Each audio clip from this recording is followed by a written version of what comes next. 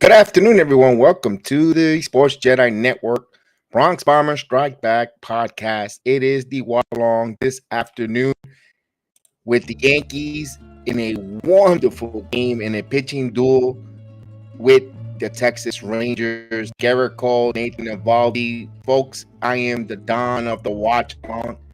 BX Sports Jedi Kev, salute on a happy Sunday. Let's get into it.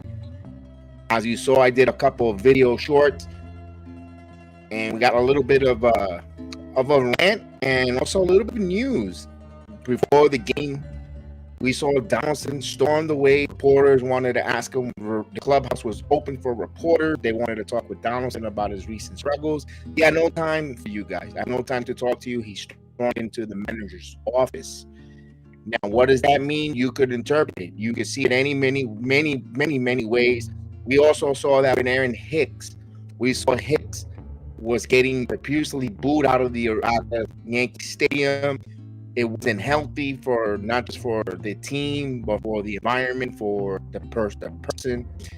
And I've said it, and I'm going on a limb. I'm saying the days of Josh Donaldson's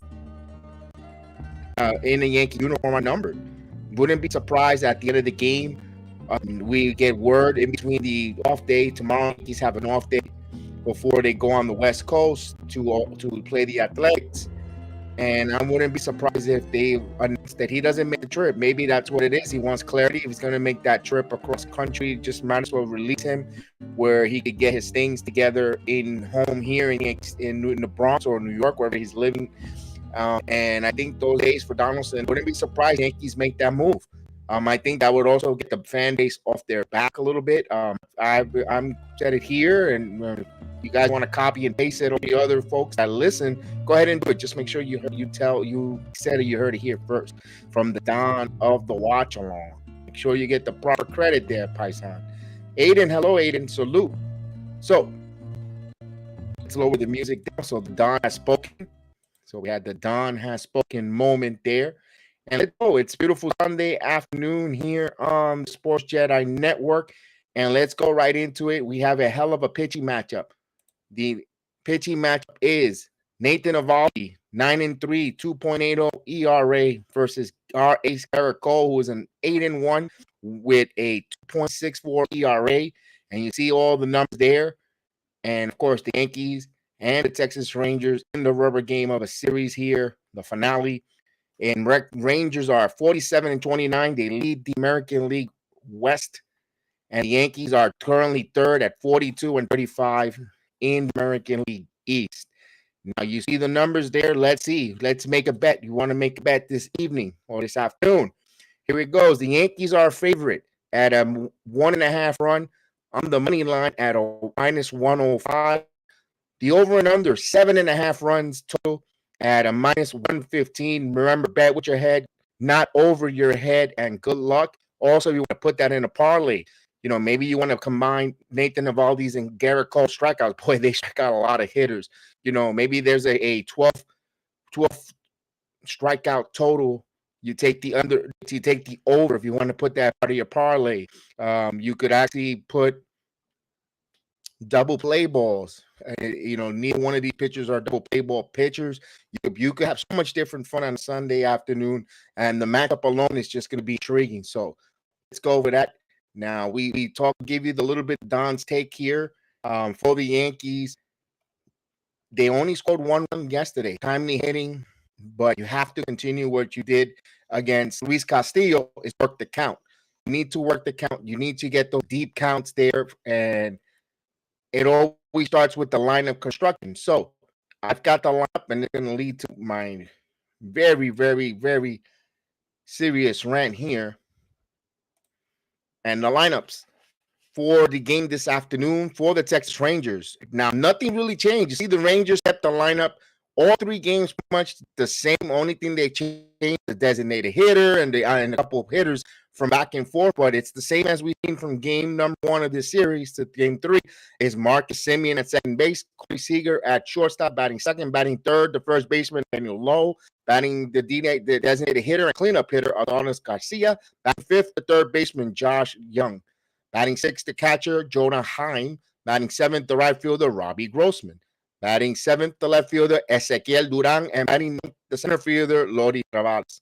The New York Yankees lineup and these damn genius of a damn manager and his front office, they're going to put Gleyber Torres leading off, Harrison Bader batting second in center field, batting third, first baseman Anthony Rizzo, the cleanup hitter Giancarlo Stanton, he will be the designated hitter. Batting fifth, Jake Bowers.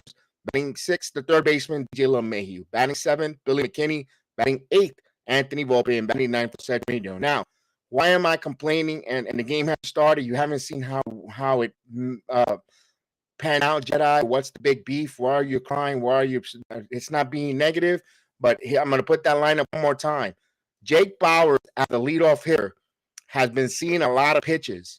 He's been setting the table. With especially it got magnified against Luis Castillo start, where he had a long at bat. The Yankees had their best hitting approach against a really good ace pitcher, and they're gonna need that same approach against Nathan Eovaldi. Now, Nathan Eovaldi, last I saw, was a right-handed hitter. Why are you having the right-handed hitter and Gleyber Torres leading off, and you're stock heavy on top with right-handed hitters? You're gonna put Torres, Bader. I mean, you could have put Bowers and left them at the leadoff spot. I would have put Bowers at the leadoff, and I would have put Torres batting after Giancarlo Stanton. I like the fact that you're putting Bader in the top of the lineup. We're going to see better pitches, but Torres is an impatient hitter. He is extremely impatient, swinging at the first ball. What you're going to do is you're going to have the Eovaldi go for almost 9 innings against the Yankees, because you're going to be having guys who are impatient. They act like they have a taxi cab outside of Yankee Stadium with the meter running.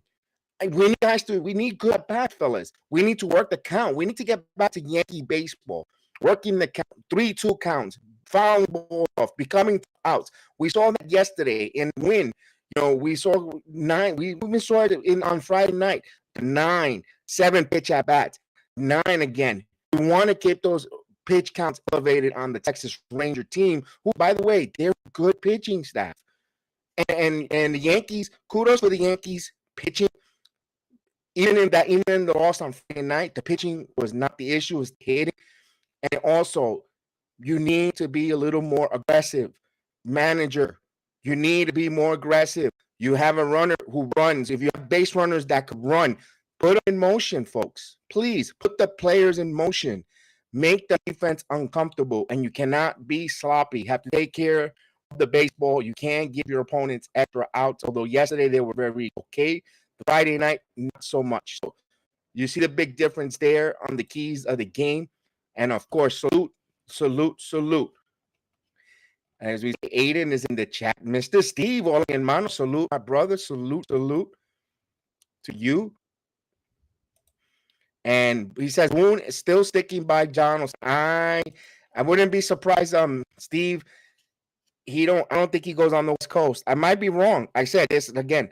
What is looking on the writing on the wall, I think that he's saying the right things, Aaron Boone, because he wants the game to be about today's game, not about Donaldson. He doesn't want us or the broadcast or games to be hijacked by the Josh Donaldson news or the morale in the team.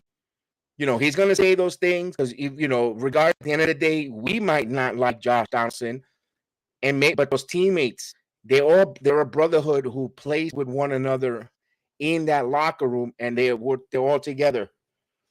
Let's see what happened here.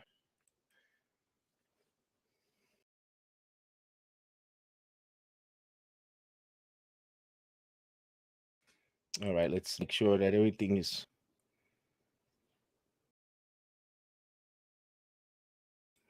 As I wait here, just doing a little bit of extra stuff as I'm getting ready to call the strikes and balls here, and let's see.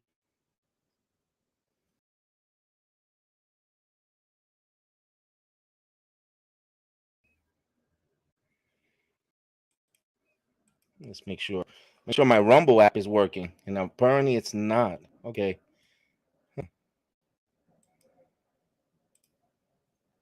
So I'm just keeping an eye on my Rumble app, and it's telling me it's not working. So I'm just trying to fix that as I go here.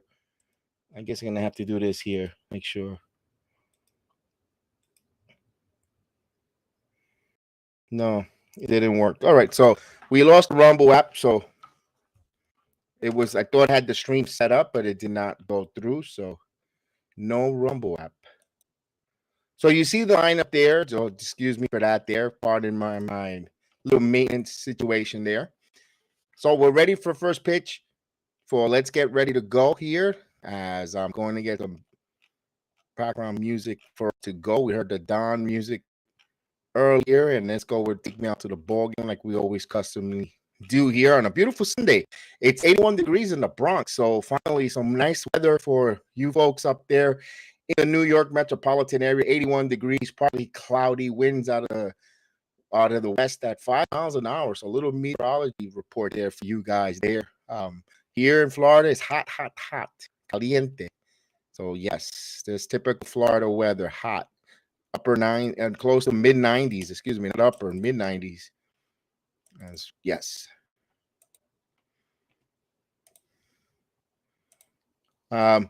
Why should not say that play with one another? You should not say they play with one another. You're right. You're right. You're probably right there. So Gerrit Cole taking his warm-up pitches, and we'll bring in here. This is if you're watching along for the first time with us. We do a watch along here. We got the call. We usually have panelists here to join me. We have Chris Flash working, so he's out there working. And Mario's on vacation, I assume, and Phil is doing errands. So it'll be me and Cole ready to deal the first pitch to Marcus Semien. Now Semien, who's batting 276, and first pitch up high for a ball. No, so Semien at 276, 10 home run, 54 RBIs. He has 88 hits in 322 at bats.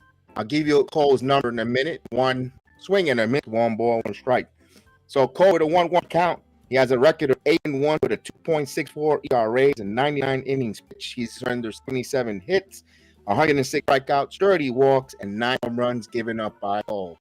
The breaking ball goes down low, 2-1 now. So Friday night, the Texas Rangers took the game in extra innings, and the Yankees on a beautiful 1-0 shot won it yesterday. Swing and a miss, 2-2. So another beautiful slider there from Cole.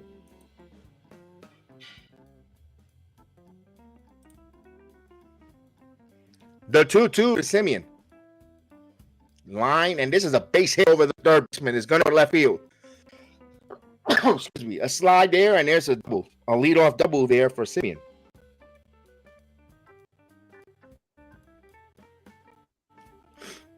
So the defense for the Yankees, you saw McKinney there, field that in left field, Bader in center field, Bowers in right, is LeMahieu at third, Volpe at second, Torres at second, Volpe at short, Torres at second, Rizzo at first, Trevino behind the plate. And this will bring Seager up.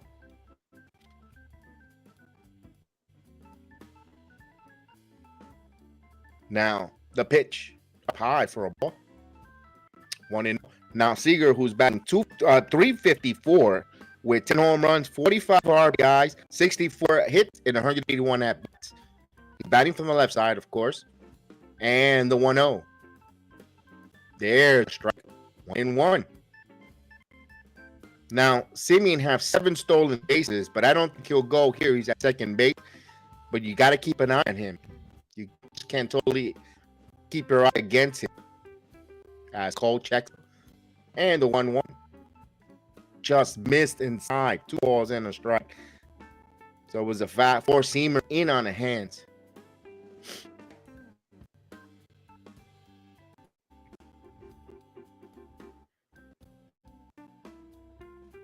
Oh, now ready to deal the 2-1. Inside 3-1.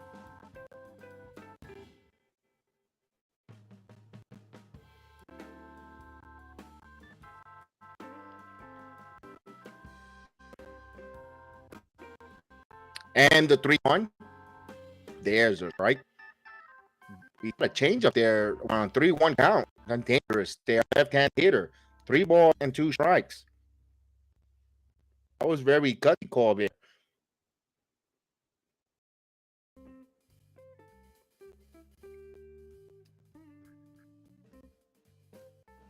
He's holding the 3-2. Broken bat, and there's a base hit. My goodness. An RBI single. A 1-0 game already. 2 batters in, immediately 1-0, and Cole was not hit hard. That was a broken bat. But it's not how hard you hit it, is where you hit.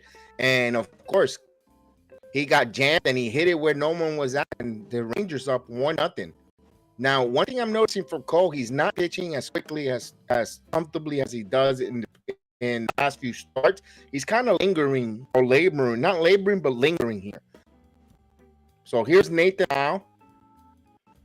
And Lowe takes the call strike, 0-1. Now Lowe's numbers is 271 batting average, 8 home runs, 41 RBIs. He has 80 hits and 295 at bats. He is also batting from the left side.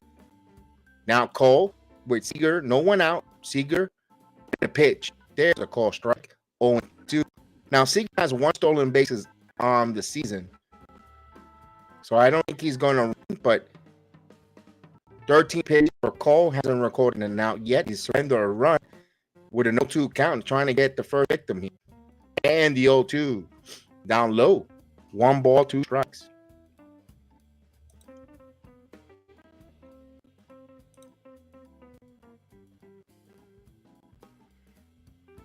So it's a hot, humid day in the Bronx. That's probably that we could say that they got some warm weather. The 1-2. Swing and a miss. He got.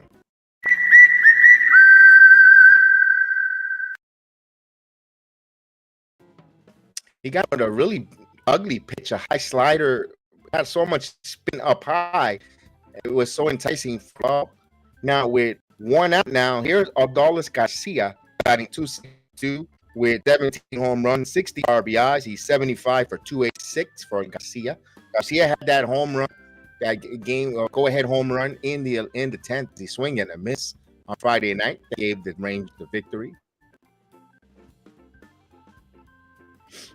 Yankee trying to play for double play. 60 pitches for Cole here with 1 out, just on the way in the first inning. Now he checks the runner, see, cut to the set, and the 0-1 up high, 1-1. So Cole not sharp as we see him in the last few starts. This is the reason why you could never be so confident. Oh, I'm gonna use all these bullpen arms because I got Cole coming tomorrow. You never know. You gotta. Here's the 1-1, 2-1. Although Cole has been extremely reliable, he's been extremely durable for Yankee. But you always got to have that probability. This is a human game. He isn't robotic. So you have to have that in the back of your mind when you manage as well. Here's the 1. And check swing. Did he go? He did go. 2 balls and 2 strikes.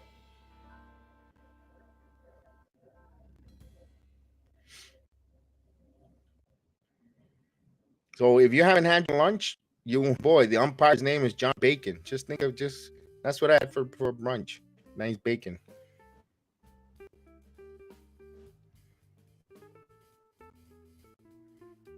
Two balls, 2 strikes. Stick out.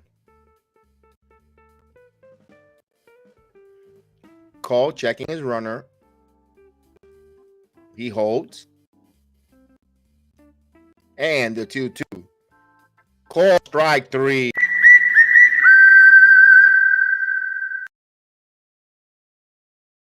So it froze Garcia with that fastball. It got him in a backwards K. He just froze and gave up on it. And it was a pitch He thought it was going to be sailing up high, but no, it just right there and right on the border. High strike. It right there for strike. 2 outs now. Base is empty. Here's Josh Young. There's a strike. 0-1. Now I'll give you Young's number. He's batting .273 with 15 home runs, 44 RBIs, 79 hits, and 189 plate appearance. Cole added a count 0-1. The pitch. Runner throw, snap throw to first, and he dives back. Seager gets his uniform dirty. It's 0-2 now, so 0-2 count.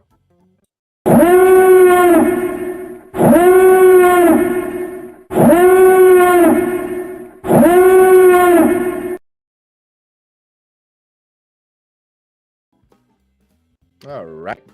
So we have an 0-2 count. Cole now deals the pitch. Just missed 1-2.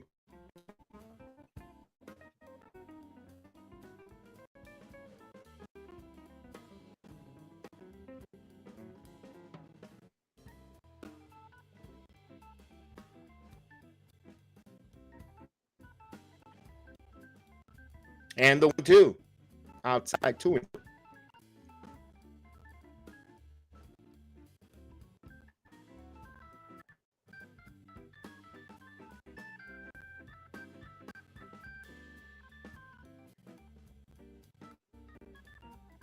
So we have 2 balls, 2 strikes here in the top of the first inning. And here's the 2-2 as he fouls it out of play. So Young spoiled that one, keep alive.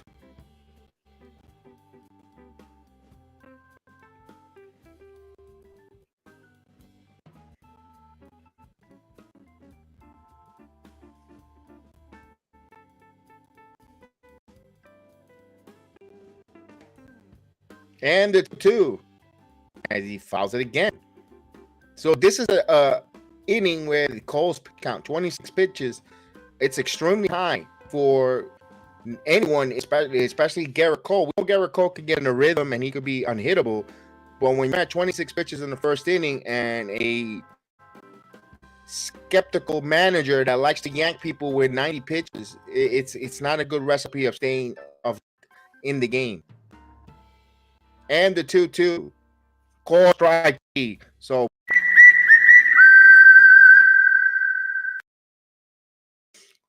after Cole gave up the double and the bloop hit and he gave up a run, he comes back with 3 straight strikeouts. So he struck out 3 in a row, 1 run, 1 hit, and 1 man left on. We go now to the home half of the first, where the Yankees trail Nathan Eovaldi 1-0 now. Oh, I didn't put the lineup scroll there. Sorry about that. I'll put the Yankee lineup. I have also the Texas lineup scrolling as well.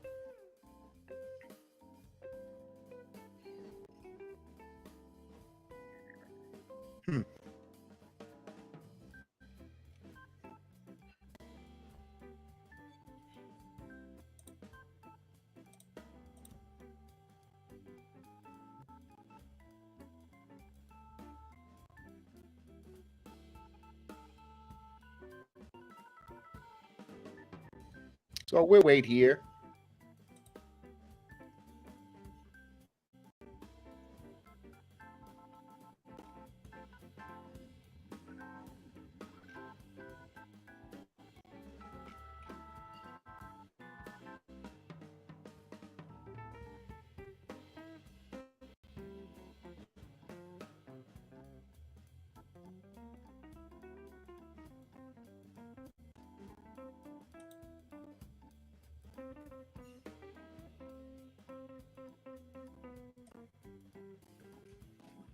All right, so we're waiting for the inning to start.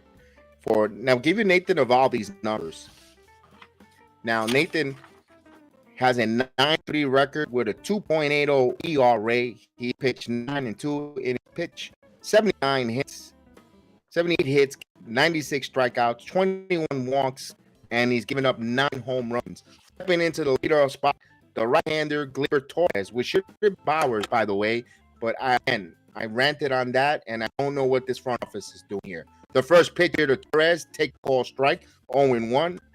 Now, Torres 246, 12 home runs, 30 RBIs. He has 69 hits and 280 plate appearances for the Yankees second.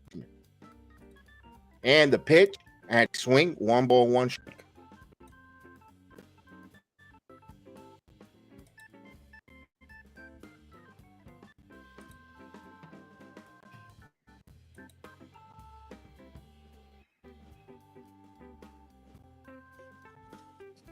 Here's the 2.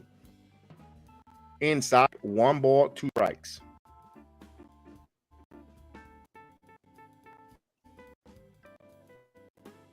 So Torres has a 741 OBS.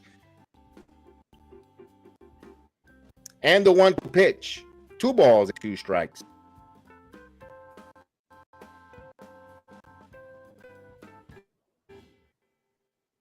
Now, 2 balls, 2 strikes here. Torres has to be careful with the splitter. The 2-2. This was line, and this is going to be in between the gap between the short, right into the gap between the right and the field. Torres is hustling out of the box, and he is in there with a stand-up double. So just like the Texas Rangers, Yankees off hitters opens up with a double of his own, and he's at there in between right center field. Now here's Harrison Bader coming into the batter's box. It's time! It's time! It's Bader time!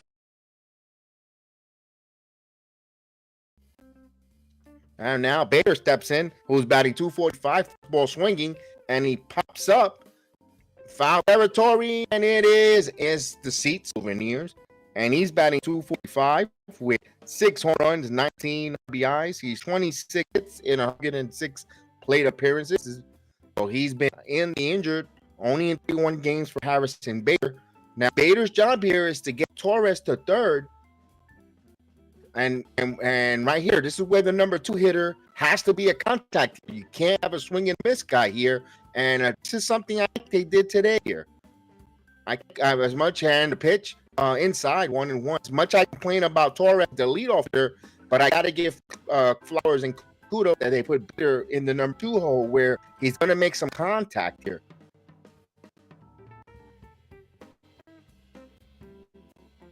So I got equally fair and the 1-1 as Bader lifts this one, and this one blooping in, and it's caught. What a play by Simeon. And Torres, oh God, again, another mistake by this Torres.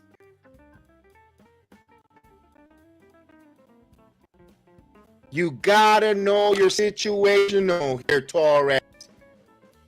So Sim goes a long way, and he gets over the shoulder basket catch, and Torres was trying to be aggressive on the base pass, and easy double play there. So another mental mistake. That's a reflection of the manager. I'm sorry. Again, another mental mistake. Here's Rizzo. Just like that, 2 outs. You could wait and look. You're not going to score anyway. Wow. He read that completely wrong. But here's Rizzo. Swing and miss quickly, 0-2. Rizzo batting 273, 11 home runs, 37 RBIs. He has 73 hits and 267 at-bats.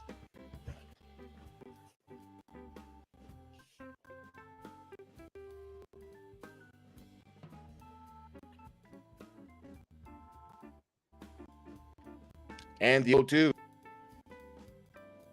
Down low, 1-2. You're going to bail pitcher out. 11 pitches here. One thing that Bochy does, he uses his starters. They pick them lengthwise, and they're doing mistakes there. And the 1-2, Rizzo fouls it off. And you really have something set up there. Gleyber makes these mental mistakes. Too many of these goofy mistakes. And you know what needs to be done? You need to, my friend, you need to come down here, sit down. Oswaldo Cabrera should be playing second base at the end of this scene. Swing and a miss, and Rizzo goes down. This is going to be one of these frustrating days So no runs, a hit was squandered, and no one left on. Rangers up 1-0. Yankees again. You can't be your own enemies and making mistakes. Oh.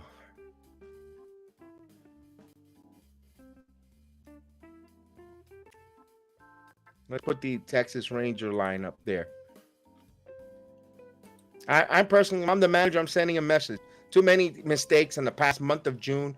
You want to send a message to your team and tell them, get your head out of the fog, get your head in play. We're playing baseball. We're here to play. I would have Oswaldo Cabrera will be my second baseman coming out the inning. Glaber, you're gonna have a seat here, and we'll talk to you. You'll sit there until Tuesday, and I might not even play you Tuesday. I might play you Wednesday. That's in Oakland. That's how much of a message I'll send you. We cannot have that kind of baseball. No, you can't. You gotta be in your game. You gotta be paying attention. You're the leadoff hitter. How I can excuse that. You're the leadoff hitter. You know there's no one out. You starting the game off.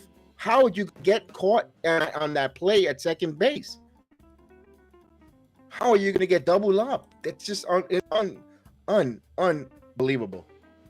Mets down 1-0 in the first. Oh, they had a big review there on a replay, right? I didn't know what happened there.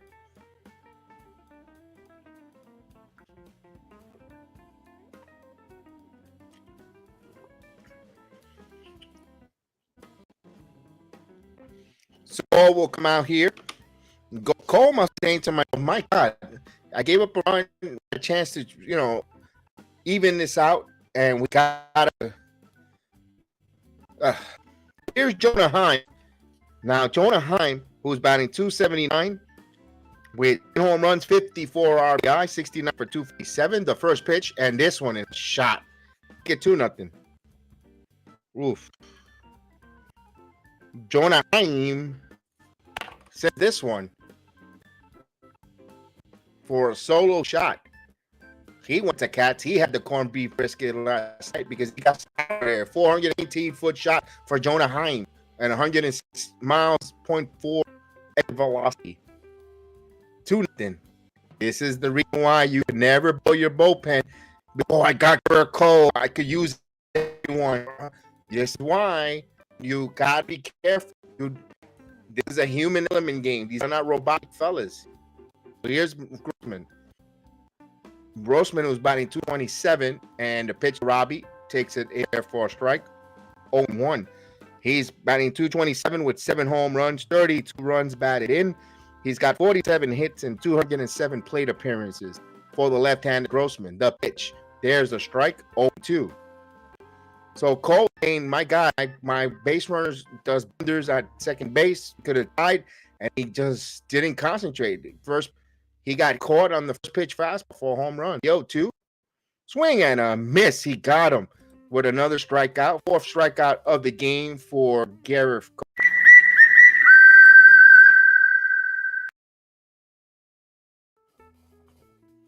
So with the first out quarter, here's Ezequiel Duran, who's batting .308 with 9 home runs, 30 RBIs. He's 64, 195. So 16 hits, 195 at bats, swing and a miss with a slider, 0-1. Now, it was part of the trade that we got the garbage Joey Gallo, and we send Duran to the Rangers, and boy, he's playing well for the Texas Rangers. The 0-1 pitch, and it's popped up. And I remember that was almost a year ago, a year or 2 years ago, whatever it was with Gallo. And I remember everyone was saying, "Oh, they just gave up a single A player." Well, what is it? A year later or 2 years later, the kid is in the major leagues playing with .302. This is, I mean, again, someone's talking. Here's the 0-2, 1 and 2. Someone in the Yankee organization is misevaluating their players.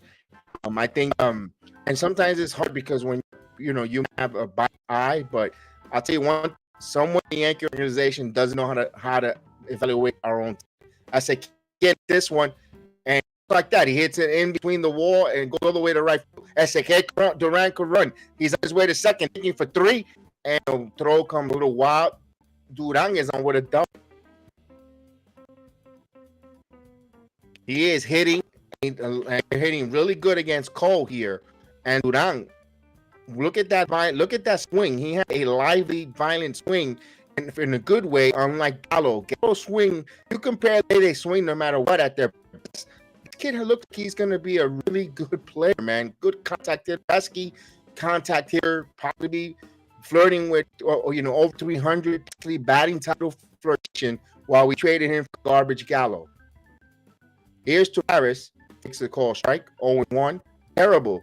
No one in the organization do not know how to evaluate the talent, and that's what worries me about the like Dominguez, Wells, Spencer Jones. They're not ready. They're years away. The other one, and you case point Esteban Florio. He's not major league ready, and we'll hold him here because they don't want to pay. It's about financial restrictions. Ezequiel Duran is playing. Look at he's playing. Look at the live bet that he gave the Texas Rangers. We could use that on this team right here. And 0-2 up high, 1-2. You're telling me a guy that makes contact the way he has and the way all series. You're telling me Gallo would not even Gallo's best career here could do this. What this kid is doing, contact-wise. I'm talking about power over the fence. Oh, here's a balk. Oh, it's one of these games where it's going to be one of these type of afternoons. It's going to be one of these afternoons, fellas.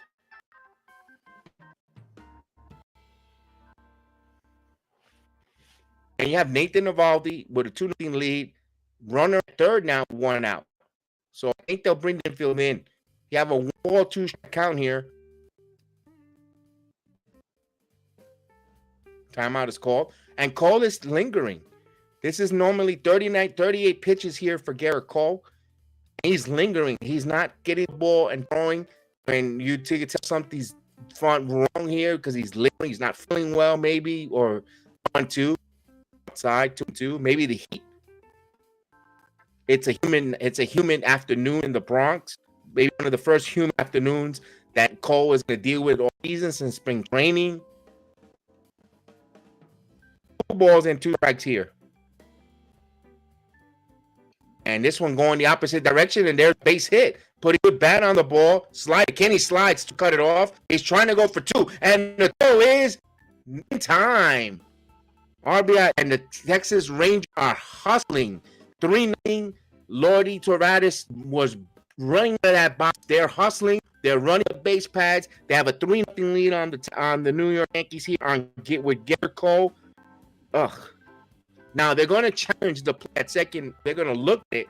I think they're going to challenge this. Good job, McKenna sliding and keeping it there. But when it went all the way to the wall, would it probably be 3? And let's see how the play is.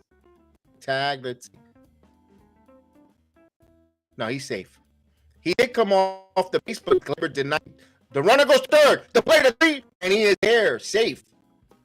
A stolen base by Tavares. I love this. Guys, I know I'm a Yankee fan. I love the New York Yankees, but I love this type of baseball, the aggressiveness, running the base back. And I'm glad it's happening to this idiot manager that both is giving him a clinic how to manage. I hated that we have an ace struggling out here, but I'm glad that both is teaching and humbling this manager. This is a good humbling experience here for this goof manager. He can't go to the bullpen. The bullpen is taxed. The bullpen is tired. It's taxed. 2 games blew the bullpen. Now game 3, got nothing. Go out there. Yeah, keep blowing your bubbles. He's such a bad manager, I swear. He's such a terrible manager.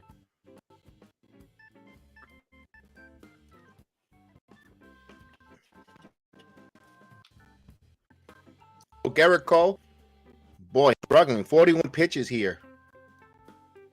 And here's a pitch. There's, a ball, 2-0. They don't get the call by the umpire. Oof. It was a bad start to the first 2 innings for Cole. And the 2-0. and got a nice curve slider, 2-1.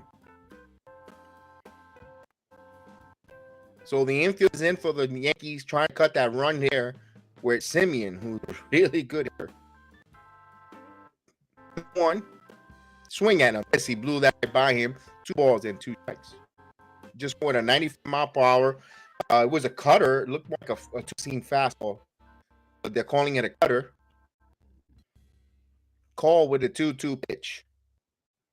And the pitch just missed up high with the knuckle curveball, a little high. The count was full, 3-2. Call with Neighbor. You could tell he doesn't have it tonight. This afternoon, he looked from the very start, lingering, the way he lingered. He was going, and the 3-2.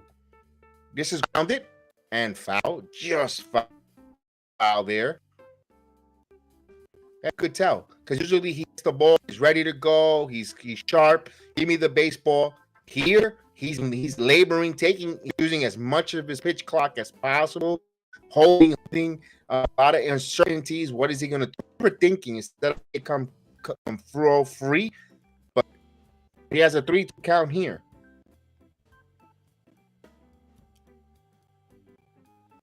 And payoff pitch, swing and a miss. He got him.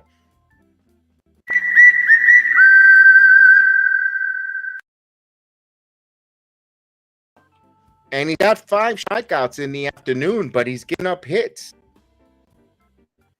Here's Seager now with a runner at third now with 2 outs.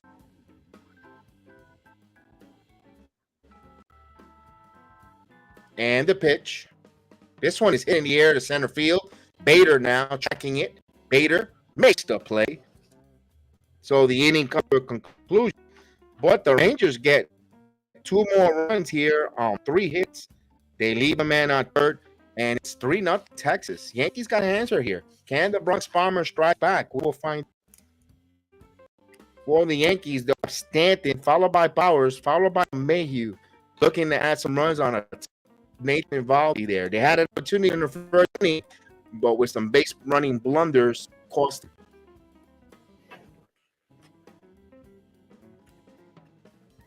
And no wonder I was wondering what happened with Rumble.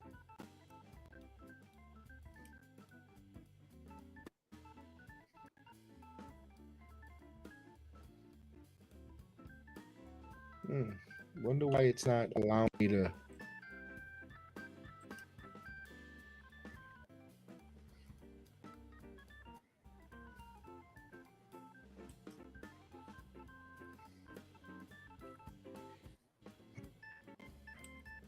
I wonder why it didn't allow me to do that.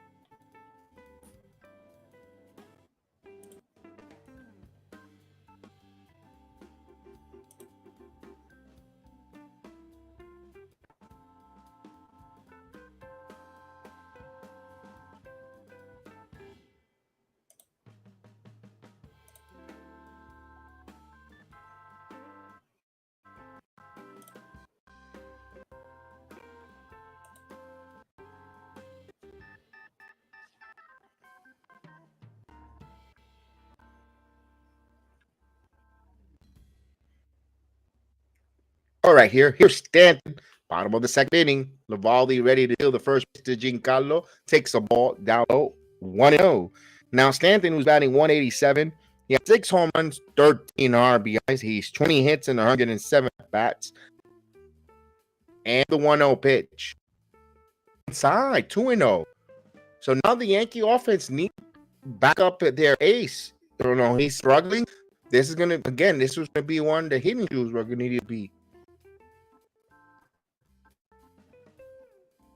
The 2-0. 3 ball, no strike. So he has a 3-0 count. I am not giving him a green light. He has not earned the right for a green light. You are taking 2 pitches here. You're trying to get on base on ball. You have not earned it. And swinging. Oh. This team is going to drive me bananas. They're their baseball. This is the most unorthodox baseball team. Oh my goodness, can't keep it so stupid. I mean, Jesus, you're 3-0. This is, you need base runs. You're trailing. What is it going? What if Stanton hits a home run, does nothing? So he gets a walk eventually there. You need base runners on. He's on with a 1-out walk. Here's Bowers now. Bowers was customary in the leadoff spot for the New York Yankees. They decided to put him in the number 5 hole here, who's batting with 219 with 6 home runs, 16 RBIs, 25 hits, and 114 at-bats for the Yankees. And the pitch, ball, and he rolls this one, and it was foul, 0-1.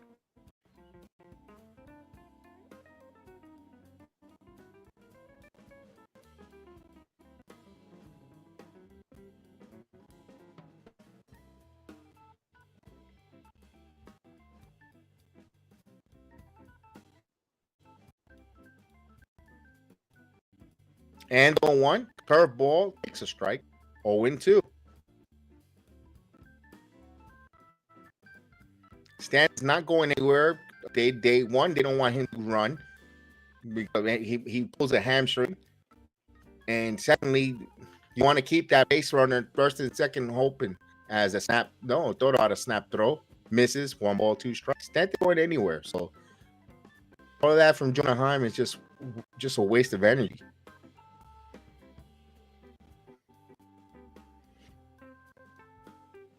And the 1-2, as he fouls it away, it's still 1 ball, 2 strikes to count.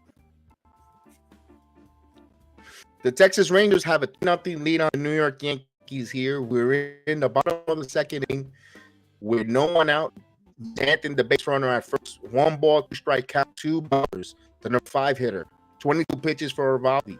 He takes the runner, and here's 1-2 as he fouled it out of play. We'll do it again.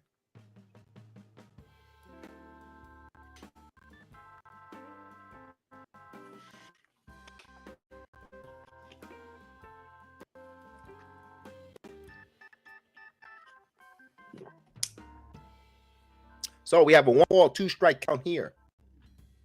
Eovaldi now checks the runner, and he gets the sign. He comes to set, and the 1-2 pitch, and he misses 2 balls and 2 strikes, down and low. So this is turning into right now.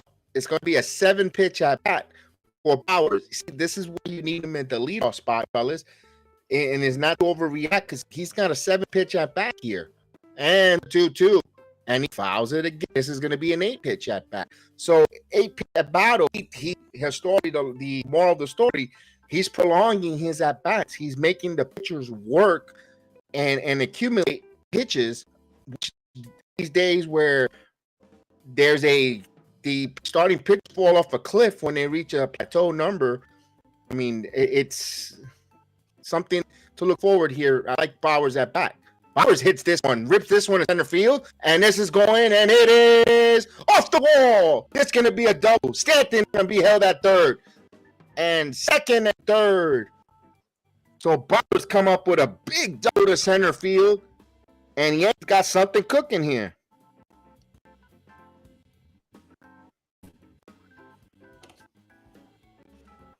So the Bowers hits a double. And somewhere Chris is smiling. Chris is smiling at his boy Bowers with the double.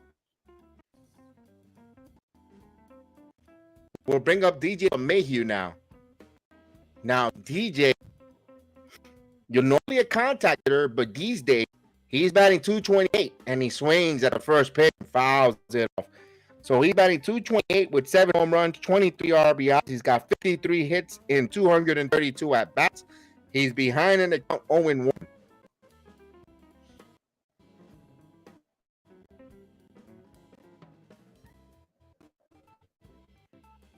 The Mayhew lines this one, and right center field, going back, and that's off the wall. It gets away from the center fielder. 1 run scores, 2 run scores. Mayhew, the double, RBI double for the machine, and the Yankees trail 3-2. Hopefully he turns back to the machine. So hold the horses now. These two aces are going to hit this afternoon. I told you that. I said, watch this be, instead of a pitching duel, it's going to be like a 11-5, 11-10, 11-12 game. Or something like that with a lot of runs. So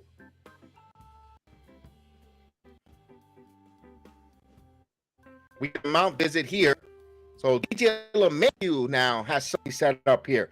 Now you got Billy McKinney, the left-hander. With Billy McKinney, his job is to pull that ball and get LeMahieu to third. Mike next will have a conversation with Nathan Eovaldi here.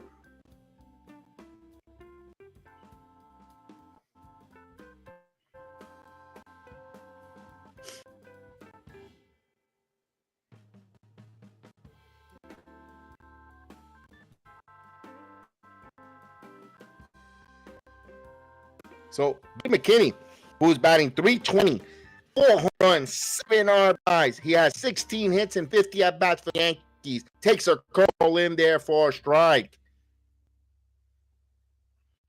And he has a 1.006 OBS for the Yankees. This is in 15-game sample with the Yankees, so he has come on playing extremely well. This one grounded to first. LeMahieu will get third, and McKinney did his job. That's what you need there. McKinney comes up. He grounded out to the first base, but it allowed the tying run to move to third. Now the tying run is at third with less than 1 out.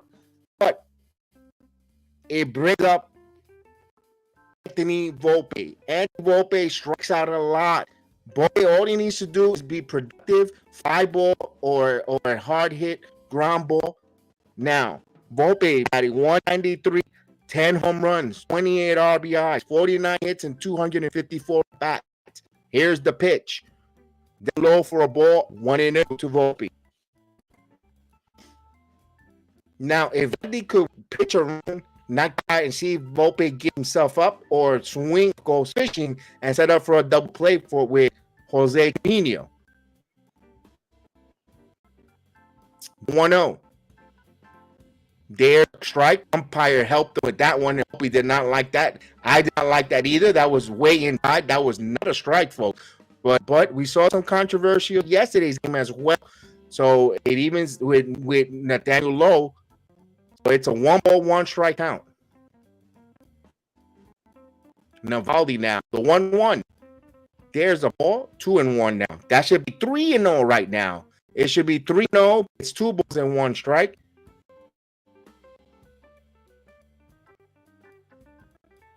Now here, 2-1 out. Bolt has to be careful when he's speaking at something that's in the strike zone. The 2-1. Again, he got fooled. 2-2. That was ball 4. Bolt should be on first base here. And this is the worst thing. And why put him in the hole here? And again, this is a game too cute. You keep him. Why? What was the advantage of keeping him and putting him in the 8th hole? Is to keep him in the 9th. But here we go. 2 balls and 2 strikes. Volpe is a strikeout machine and strikes out. Terrible. 2 outs. Even the S Network thought it was over. They were playing the music. It's pretty much 2 outs now. You had a chance to tie. This is where the Yankees fail, and this is why they will go as they will just probably play 1 round of the postseason. That's the example right there. They cannot cash in. Here's Jose Trevino now. If he can come up with a big 2-out hit, he takes a ball outside, 1-0. Trevino, who's batting .217 with 3 home runs, 13 RBI, 28, 129 at bats for Puerto Rican. And the 1-0.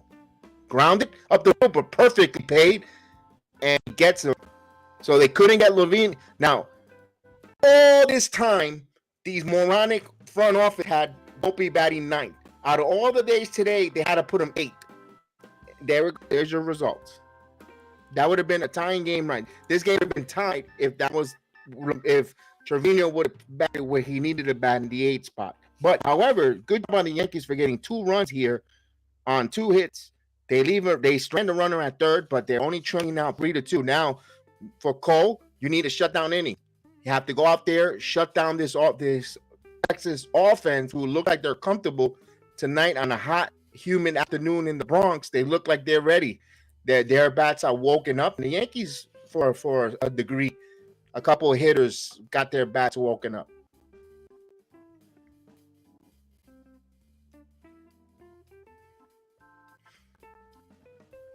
You can't fault Volpe. I can't fault Volpe there, but although he has to put a little more effort, and it comes with, and that's going to come with experience for Anthony Volpe.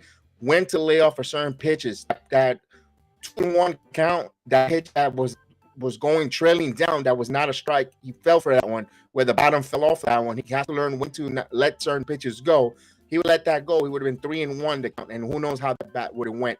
Possibly a walk, or possibly he probably would have got the job done on a 3-1 count. He probably would have got a sacrifice fly. We never know, but that's going to come with experience for Volpe. When he gets more experience, this is only his 255th professional at bat in the major leagues. I mean, I don't want to be too hard on that kid. He does have 10 home runs and 28 RBI, so I can't be hard on that young man. Of course, this is only his 250th at bat in the pros. All right, so here's Cole now against Nathan Lau. 88 pitches here, and there's a call for a ball outside. 1-0. Now we need a shutdown inning from our ace here. The 1-0 swing, missed. 1 ball, 1 strike. As Low swing over to that one. 50 pitches for Cole here. As the batter calls timeout, he'll step out of the bat box, reset that clock.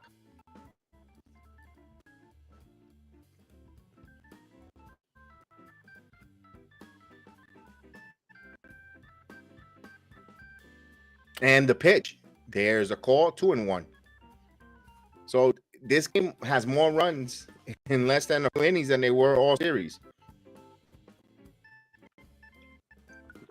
The payoff pitch, this chop to Torres Fields, throws in time. So just think if Torres did not make that blunder in the first inning, I mean, how different would this be?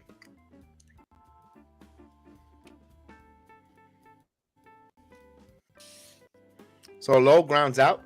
Will Adalis Garcia. Garcia's 0 for 1. And the pitch. Swing and a miss. Just chucked 4-seamer, blew that right by him at 97 miles an hour, 0-1. Garcia's a strikeout victim his first time up. He's behind the count 0-1. The 1 pitch in, a miss, 0-2.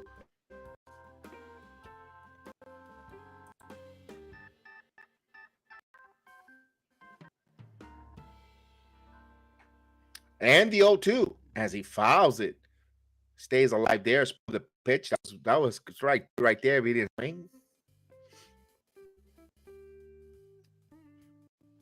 And threw an 0-2 slider there. That's the I do not like is the slider.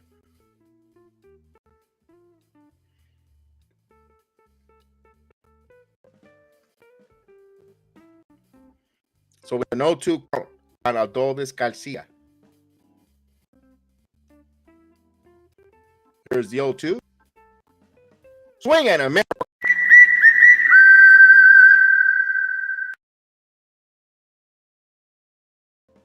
That is the sixth strikeout for Gerrit Cole this afternoon. And he's got to be careful. He's leaving those sliders there, and those cement makers in spots where he could get hurt later down in the game. Now here's Young, takes the ball outside. No. Young is 0 for 1. Also a strikeout victim's first time up. And the 1-0 just missed 2-0. 2 balls and no strike. Mets up 2-1 on the Phillies, and they have something cooking as well. They got first and third with 2 outs, but Danny Vogelfat at the plate. The 2-0 and 3-0 the count. And Zach Wheeler on the mound. Boy, I would love Zach Wheeler to be on the Yankees. That's a pitcher I would love the Yankees to go get. Go get Zach Wheeler back and bring him back to New York. Oh, that's the kind of honor I would love on here. As he fouls it. 3-1.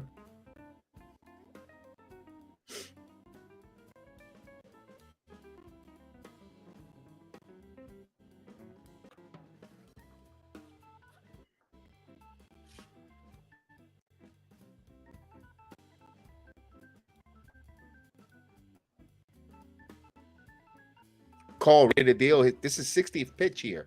The 3-1. This one foul out of play. Now the count runs full. Balls and 2 strikes, 2 outs here.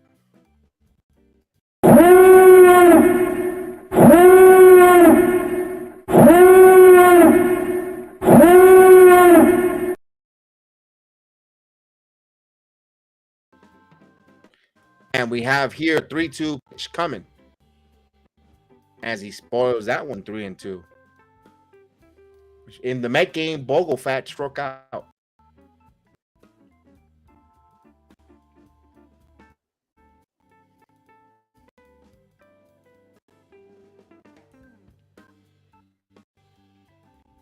And the payoff pitch just missed. He walked him.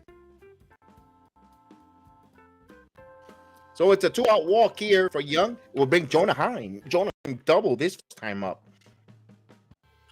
Ooh, it was off, but not much. Not by much.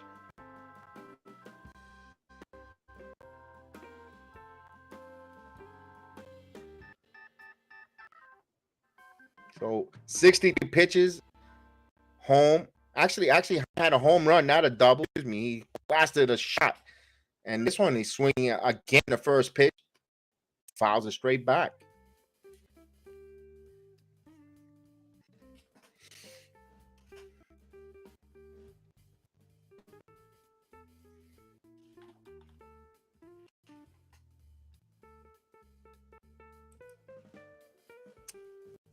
Oh, 0-2 to count now.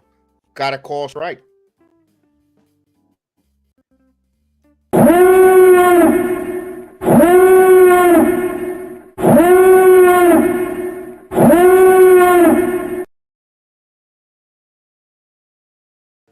And the 0-2, he fouled it away. 1-2 now.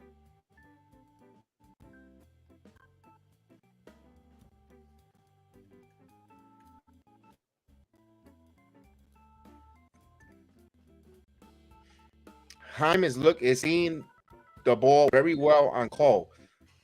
Cole's got to be careful. And this one is tomahawk. This one, it is off the wall. A good play there. What a play there, Powers. First and third, though. He keeps it there. It's just a long single, but didn't miss from almost hitting over the fence there. Stadium type of home run. He tomahawked that one. That was an ugly looking swing, but Jonah Heim just misses that one. First and third, after a walk, Heim with his tomahawk single, and the Rangers got something cooking. First and third now with 67 pitches for Gerrit Cole. Instead of having a quick 1-2-3 inning with this goofy manager that likes to pull pitchers, he's going to now throw some pitches. Probably get 70 pitches, 70 to 70 pitches. Here's Cole. Checks the runners and the pitch. Swing and miss here. Grossman, 1. Grossman, 0 for 1. He's the strikeout victim his first time up. And this is Cole with 1 pitch. About to deliver his 69th pitch of the game.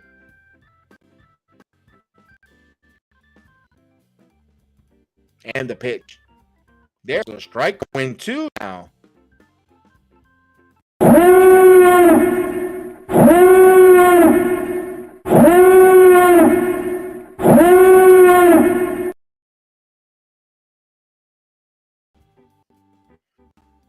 So we have an 0-2 here as Trevino goes through some signs on the infield assignment.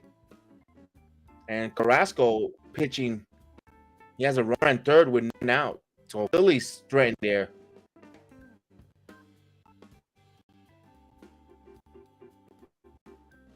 Here's the 0-2.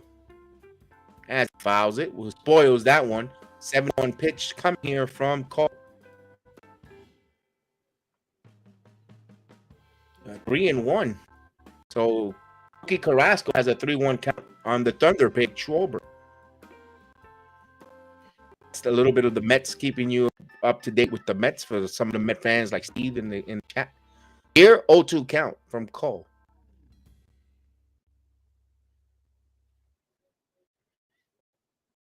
And the 0-2. And fouls it back. 0-2 still as the scoreboard. So Mets setting himself up in a bad inning, first, third, no one out. With Cookie Carrasco on the for the Metropolitans. Maria, hello. Yeah, salute. Happy Sunday, Maria. Great to see you. Hope you're doing good. We got an 0-2 count here. Cole, the pitch. Swing and a miss. What they call? No. They say the pitch clock. Instead of strikeout, they're going to call it a ball. 1 ball, 2 strikes. Cole had him striking out. And it was a pitch count violation because Cole has been taking his long time. He's been taking a long time here. Automatic ball, 1 ball, 2 strikes. Now, Cole has to battle here. He has to not let this bother him. The Yankees only down by 1. Tech trying to get some runs here. Here's the 1-2. This one is popped up. Bader is camping under it. Bader's calling for it. Bader makes the play. And the inning comes to a new conclusion. After 2 quick outs, a walk and a single, and Cole gets out of it. So good job by Cole. Bend but a break. No runs on 1 hit, but they leave 2 men on base here for the Rangers. Now the Yankees come up here. Try to tie here. They're trailing by 1. Their top of the lineup will be Torres, Bader, and Rizzo, trying to get 1 to tie Nathan Eovaldi.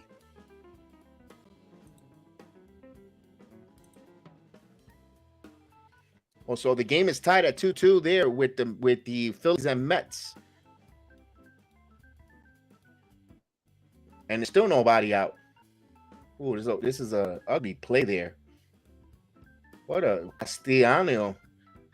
A swinging bunt. Yeah, first and third. Second and third with 1 out now for the Phillies. Phillies trying to take the lead there on the Mets. That's in the bottom of the 3rd inning. Just giving you a bit of an update for those Met fans that are in the chat. I'd like to know about what the Mets are going on. What's going on with the Mets? Remember, some of our Knick brethrens that watch along with the Knicks are Met fans as well. Now, that's why we don't see much of them in the Yankee stream.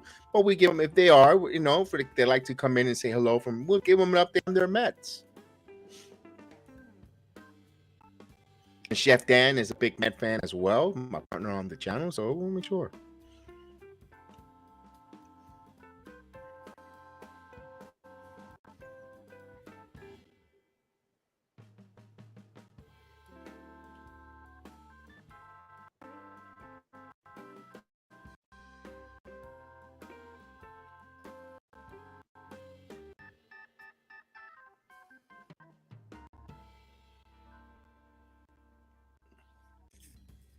All right, so here leading off will be Torres. Torres led off the game with a double, but did a blunder at second base, getting picked off or getting caught in a double play in a goofy way.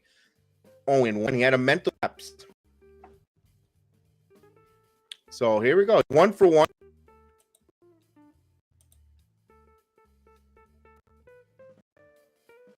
And the pitch up high.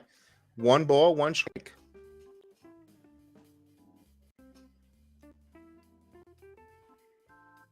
So Yankees with 3 extra base hits, but they're trailed 3-2 here, and the 1-1. Take Torres. Q shots at foul 1-2. Eovaldi with 40 pitches, so he's way under compared to Cole at 73. So it's 1 ball, 2 strikes to count here.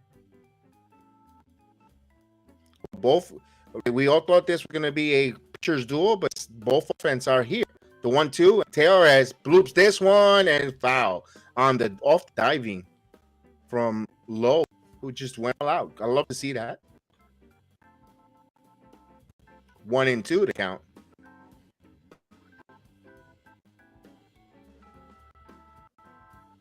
So both starters here for Texas and New York are not up to their ace quality, giving up some hits.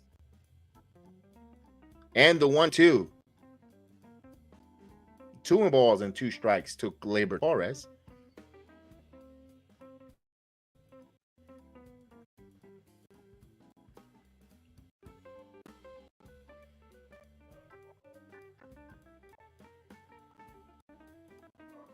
Here's the 2-2. Torres swings and a miss. Ugh. He's out on strike. So that's the first strikeout in the actually strikeout in the afternoon for Eovaldi. One way.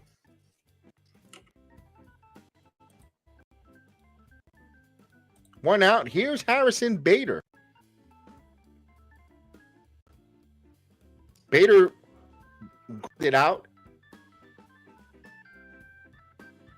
There's a ball. One. I actually popped into a double play. He didn't ground. He popped out. That's right. That's the Torres Bader. When he popped up and good job on Simeon though. He came. He went on it. He went all out and got that. This was back right to Eovaldi, and he's out. Now, 2 out, space is empty. Will bring Anthony Rizzo. Rizzo 0 for 1.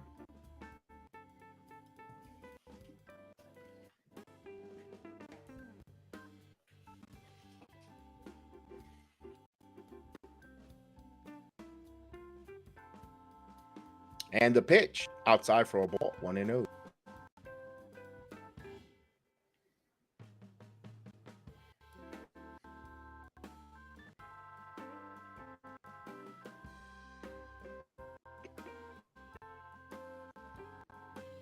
And the one ball, one strike as he swings right over that curveball.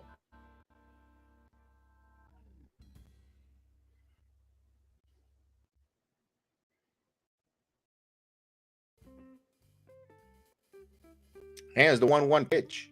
This one is chopped to Simeon. Fields throws in time. 1-2-3 inning for Eovaldi. This is the first inning that he did not have a base runner reach the base. So it's a quick one. No runs, no hits, no errors. And they still have a 3-2 lead here as we go to the 4th inning.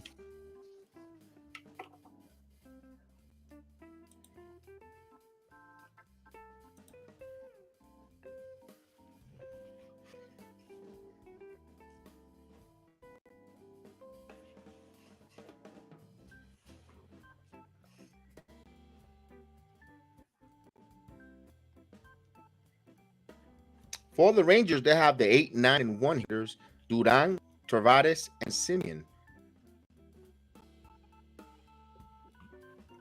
Remember, Cole with 72 pitches so far to start here the 4th inning.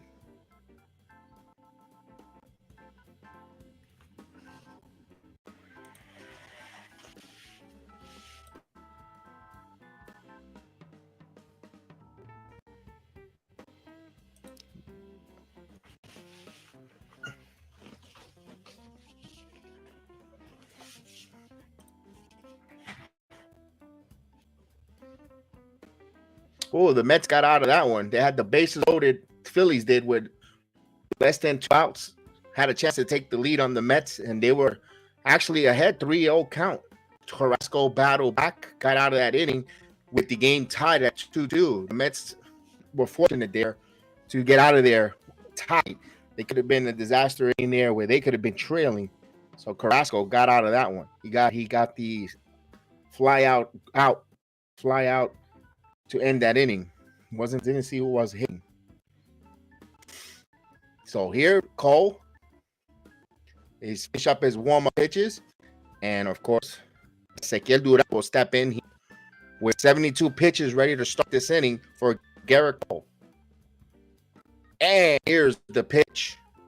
Swing and miss, 0-1. So Ezequiel Duran swing and miss. He doubled in the 2nd inning, scored in a run.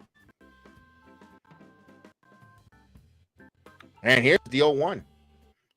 Check swing. Did he go? He did go 0-2.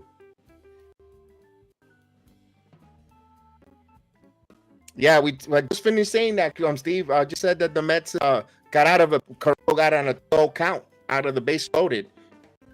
2 outs there. Got a fly ball to center field there. Come on, Carrasco pitching that one. Good pitching. It could have been worse. It could have been worse. I know they went in that inning 2-1, but here is Texas 3-2 over the Yankees as this one's popped up. It's 2. So right now, Yankees trail 3-2 here. Cole with 76 pitches here. No 2 count. Duran. Time is called by the batter. We'll get his timeout here. Duran reset the clock. Let's see if Cole could get to if they get a rhythm now. The pitch 1 and 2. When I mean in a rhythm, he does have a lot of strikeouts here, close to 6. I got 6 strikeouts. 1, 2, 3, 4, 5. Yeah, 7 strikeouts for Cole. But I mean, a rhythm, get the ball and pitch. He saw it, and this one foul out of play, 1 and 2. We saw that Cole was lingering, taking sweet time. He had already a pitch violation call for a ball when he had a bat struck out, but he took a little too long. But he looked like he lingered. We noticed that from the very beginning, but hopefully he gets into a groove to close out strong here. 1-2 to Duran. And this one slowly to short. Volpe throws across and gets him. Just got him for the first out. Boy, Duran could flow.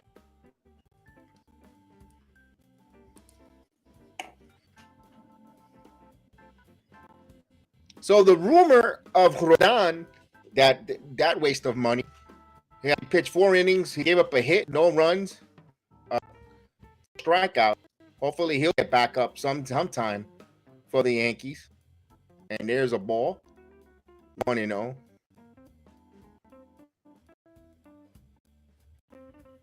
I'm not gonna believe it until I see him pitch on with the Yankees. This one foul play. I want to know what I read. I think we have a better chance of seeing Nestor Cortez return to the pitching rotation before Rodon.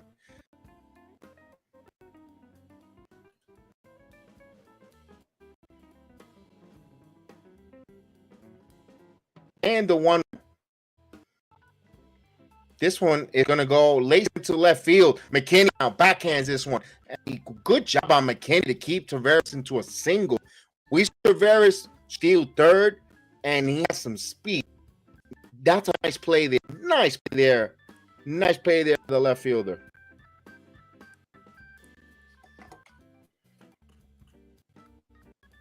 So Rodon is going to get 3 rehab starts. He already has 2. They're going to do 1 more rehab start, and then they'll see where he's at. I'm telling you, he might not pitch until after the All-Star game. They're going to say, let's be careful as we get a pitching consultation. He'll pitch before one game before the All-Star break, but I think the way it looks, the way Rodon looks, his makeup with the Yankees so far, the vibes getting from him, we see him after the All-Star break. He won't pitch until after the All-Star game. I think, and he won't start, and this and that. My back, he's not seeing pitching until after the All-Star game. And I would dislike that because it's going to give the false sense of the Yankees not to go after the starter because we got Rodon coming back, Nestor Cortez coming back, getting pitched back, and they won't try at least make phone calls on a starter. The pitch here to Simeon, and he fouls it. And pitching isn't the Yankees' issue. Pitching, be honest with you, isn't really their issue. If you look at the way we will to get Clark Schmidt out of the starting rotation, and Domingo Germán has been nothing to write home about.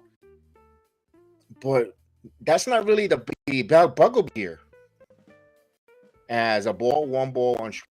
The bugaboo for the Yankees, they're not hitting. They're giving the lead. They're not, and when they go behind by 2 or 3 runs, you're pretty much giving the white flag. They don't do nothing to inspire what you think they're going to make a comeback or, a lead is safe against them, that they'll battle from anything. Here's the 1-1. The runner throws. Snap throw. I got him. What a play by Trevino. Wow. Higashioka can't bat. Caught him stealing there. 2-3 there. Oh, man. What a move by Trevino. Eso no se enseñan. Eso nace. Let's go. Good job, Trevino. 2-2. Just like that. 2 balls and 2 strikes. And you see Cole got some energy play. Let's go. Cole ready to play deal here. The 2 balls and 2 strike count to Simeon. And the pitch. Misses 3-2.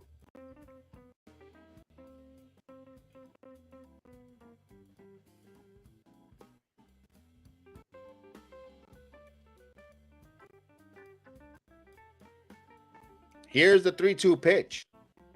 This one is hit in the air, right center field. Bowers is there, and he makes the play. The inning comes to a conclusion. A big energy pickoff play there by Trevino, making things happen.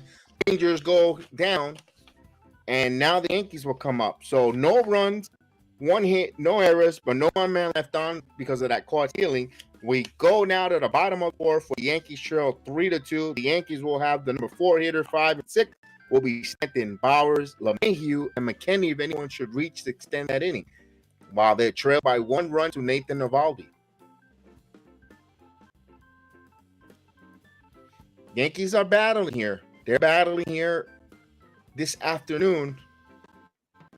Cole, of course, doesn't have his sharpness. Neither does Paulie, though. Neither starters are sharp, but the game going on pretty quickly, and they're getting timely outs. You see them making their adjustments. That's what makes them one of the top echelon pitchers in the American League. Is those adjustments, getting those quality outs when they need it, when they don't have their best stuff. And look at Eovaldi.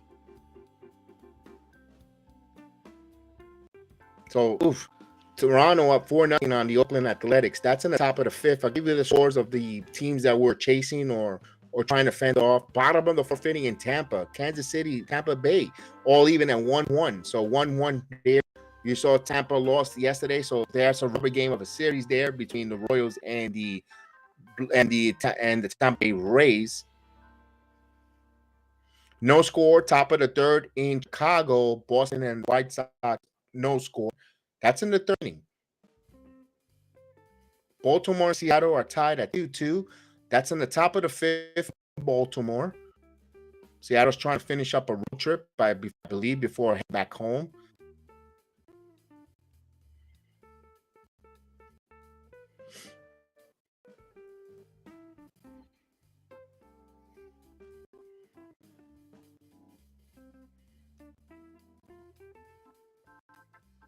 Here's Stanton. And he swings and fouls it off. 0-1 to count.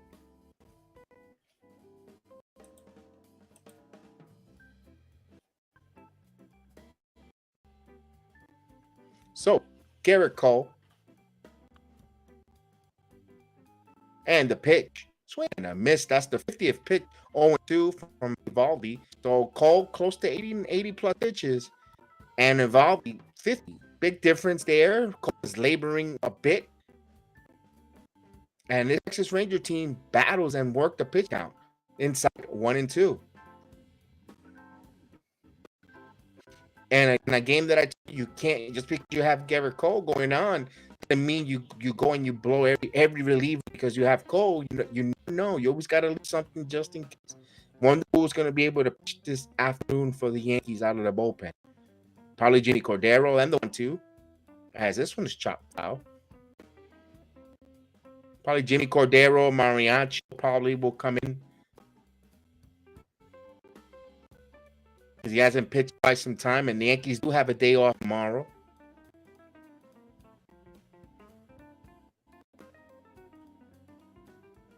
Stanton takes a ball up high, 2.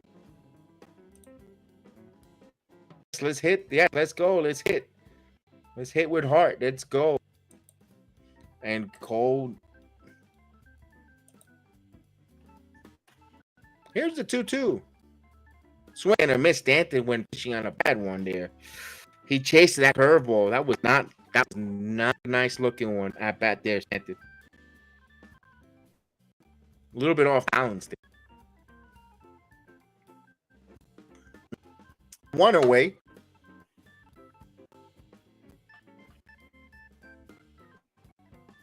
That's the Yankees' 4th strikeout of the afternoon. Here's Bowers. Bowers doubled and scored in a run there in 2nd.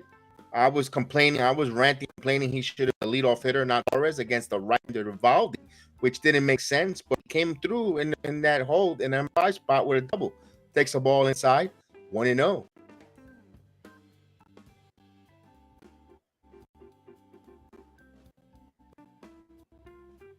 And Bowers had a long at bat against Eovaldi, his first time up, and a 1-0.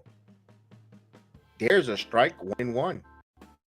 That was a splitter that was right at the most possible outside part of the corner that you could get. That was perfect. It's 1-1 inside, 2-1. 2 balls and 1 strike. The count to Bowers.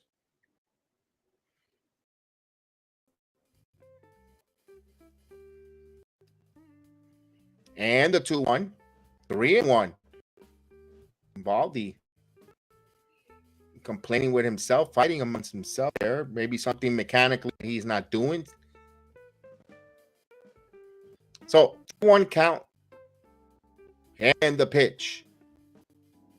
Oh, he walked him. Wow, that looked like a strike. Okay. Umpire missed that call. 1 out walk. Wow. That was right there in the top of the strike zone. We'll take. Bowers reaches with 1 out walk. Now Bauer is on again. We'll bring up DJ LeMahieu, who doubled his first time up. And was encouraging. LeMahieu's double was the typical machine double. This one, runner, no, double play ball, 1 on the first. Again, the lack of not running the base runners. 4-3. 3-2 Rangers. No runs, no hits, no errors, no Wanman because they got caught with the double play ball. Now, when I was telling you earlier, when you get base runners on, it's okay to put a hit and run. You with contact play. Bowers does have 2 stolen bases in the season as the Mets take a 3-2 lead on Zach Wheeler. I personally said if the Philadelphia Phillies are out of it and they're willing to trade Zach Wheeler on the Yankees, I am calling for Zach Wheeler. Although he's trailing his old team right here, 3-2 now, and he's got 80 pitches in the top of the 4th inning. So we're thinking that the Cole has a lot of pitches. Wheeler with 80 pitches, top of the 4th inning, and he has a 2-2 count with 2 outs. Mets up 3-2. With Marte up at bat. So I'm keeping that updated for Mr. C, who is a big Met fan. And he loves to watch along with us, which we appreciate. So we're gonna keep him updated as well.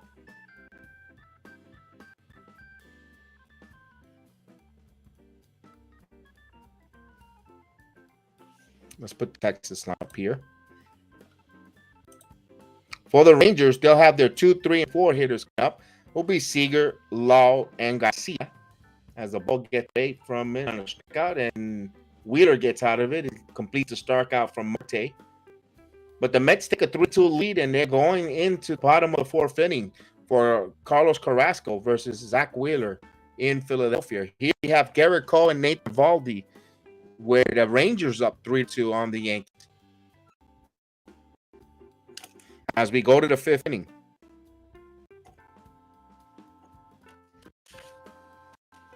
Now, this might be Cole's final inning. Here we go. There's a Cole strike. Colby has a quick shutdown inning. You're going to be contemplated to bring him out 689 pitch Cole. And the pitch. 1 ball, 1 strike.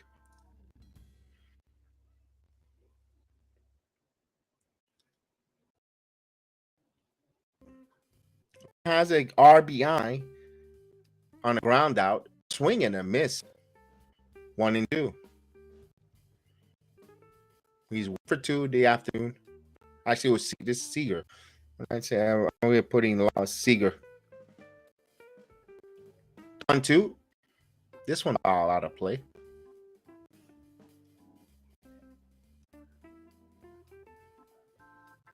I'll mention that already here. I did that away in the beginning of the watch along. about the lineup, the difference between the lineups and the managerial situation when they stole third and they make some base running moves to 1-2, and of course 2-2. I mentioned that earlier. Texas keeps the same lineup unless they're changing Mitch Garver out for Jonah Heim. Those little tinklets, a little Grossman gets moved in and out. That's only Tingle, but everyone stays exactly the same. Especially when we saw today and the 2 pitch up high 3-2. Especially when I saw today the lineup where Jake Bowers has been working as a leadoff hitter, seeing 8 pitches per at bat, and you take him to the leadoff spot for an impatient Gleyber Torres and payoff pitch. This fouls out of play. We'll do it again. But Torres did get a lead double to start the game, but then he made a blunder on the base pads.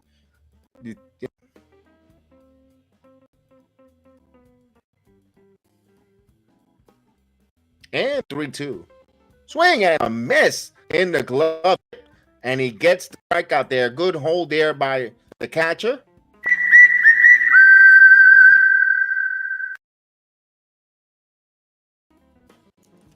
And 1 away.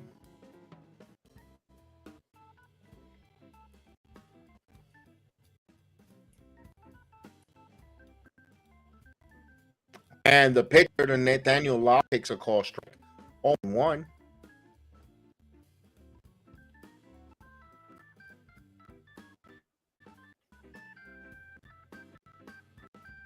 Do you want? Pie 1-1.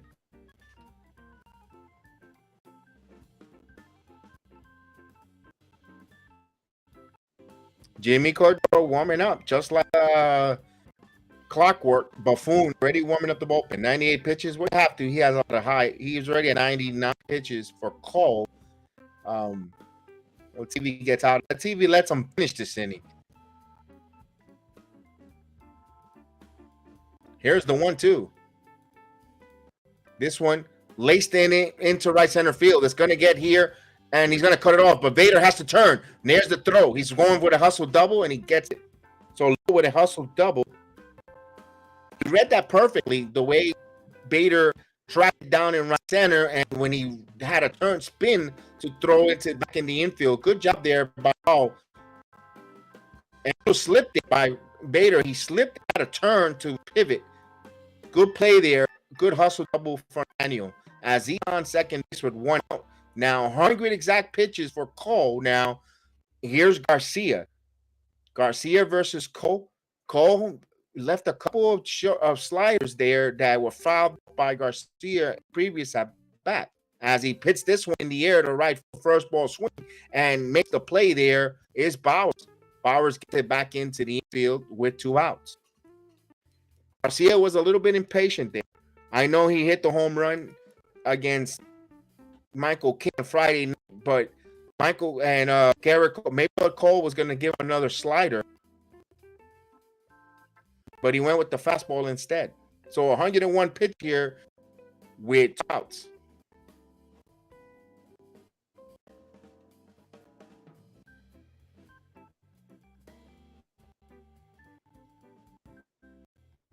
Now, here's Young.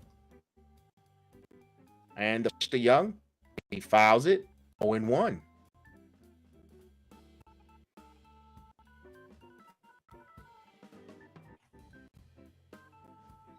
Steve, we mentioned the Mets are up 3-2 when we were just doing that update about right before we started the inning.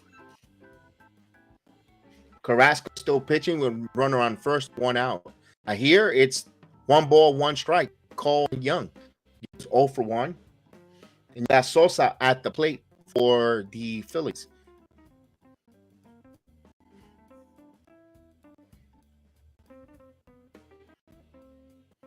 And the 1-1. Oh, just missed. Outside, 1-1. And Dominic Leon getting warmed up the Mets in their bullpen. Carrasco with 69 pitches. Wheeler a high pitch count. And the 2-1 pitch here, Cole. Swing and a miss, 2-2. So just 1 strike away here from getting out of this inning and sending us to the bottom of the 5th inning. Let's go.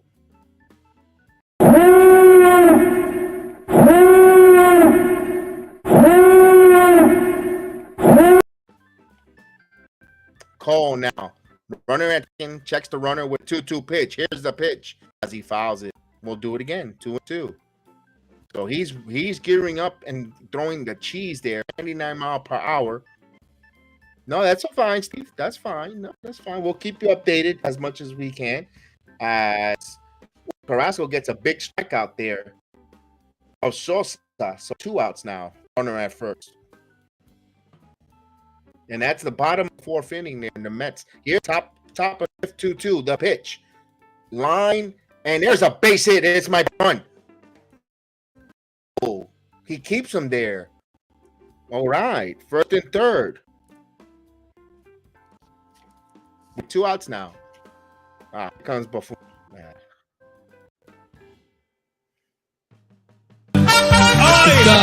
Lamentablemente fue eliminado.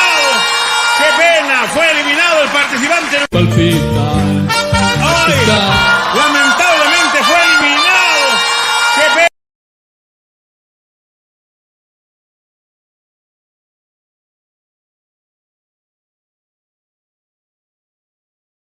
So Cole battled here, could not get out of the 5th inning. 4 2/3 innings for Gerrit Cole. He is responsible for the runner on 1st and 3rd. And Jimmy Cordero will be the pitcher coming in. Cole not have his good stuff. This is the reason why you don't go out and you put in your bullpen 2 nights in a row. You never know if starter could have it. He battled. He had 7 strikeouts for Gerrit Cole. This is a lineup that was to elevate the pitch count on Cole. The 1st inning, he had almost 30 pitches for the 1st inning. And that's what he set the table here, why his outing was short-lived for Gerrit Cole. Now it's to the Yankee again to go to their bullpen. Jimmy Cordero and also Jonah Heim was perfect in the afternoon for Cole. He hit a home run off of Gerrit Cole. Also got a single. He's 2-2 all for Cole. And he's seeing the ball extremely well. And Gerrit, I can see why I go to Jimmy Cordero in this situation. It's up to Cole. Cole had to get the runner, the hitter before him, Young, before Heim, and boom to the bullpen. I can't get too mad with that, with the pitch count the way it was. Let's go. Now it's up to them to continue the reliever, continue to throw zeros up there as we say hello to everyone in the chat. Steve. Well, Steve says, okay, hold on a second. That's the one. I'm gonna say hello to Mike Mazda. Mikey, the bullpen, and Heel says the bullpen has been fantastic through. Let's see what. Yeah. Both teams' bullpen, although they haven't been used much. The Texas bullpen hasn't been as much used as the Yankees, but man, you gotta let pitchers. I know that 101 pitches. Is Boone going too quick to his bullpen in previous series? It just feels like they're being overused again. Let's go. Here's Jimmy Cordero, but here's the one thing I can tell you about them being overused. They only pitch 1 inning, though. They're not pitching multiple innings. Here's Cordero. Cordero gets a chop grounded and just foul as Rizzo had to get it before it went foul to get that out. Jimmy Cordero, this is a 30 appearance for Jimmy Cordero. He's 3-2 record with a 3.34 ERA and 29 2/3 innings pitch. He surrendered a home run, a walk, and he has some strikeouts there. Time is perfect in the afternoon. He's 2 for 2. As the Mets get that inning there, we'll keep you updated on that, Steve. And the 0-1 pitch. And he foul tips quickly, 0-2. So we got him with the slider, 0-2. So he's trying to get out of this inning here.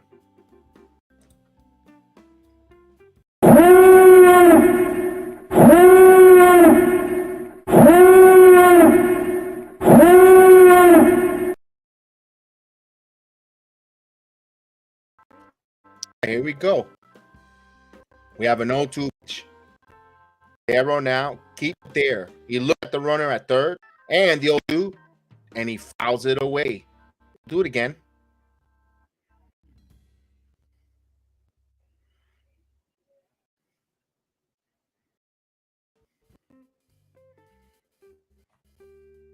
So this is one of his shortest outings of the season, if you ask me. Here's the 0-2 pitch. Cordero duels. This one is slowly right to Rizzo. Rizzo gets it right before it goes in foul territory, gets it in fair territory, ends the inning. Cordero comes in, gets his job, gets the unassisted out by Rizzo.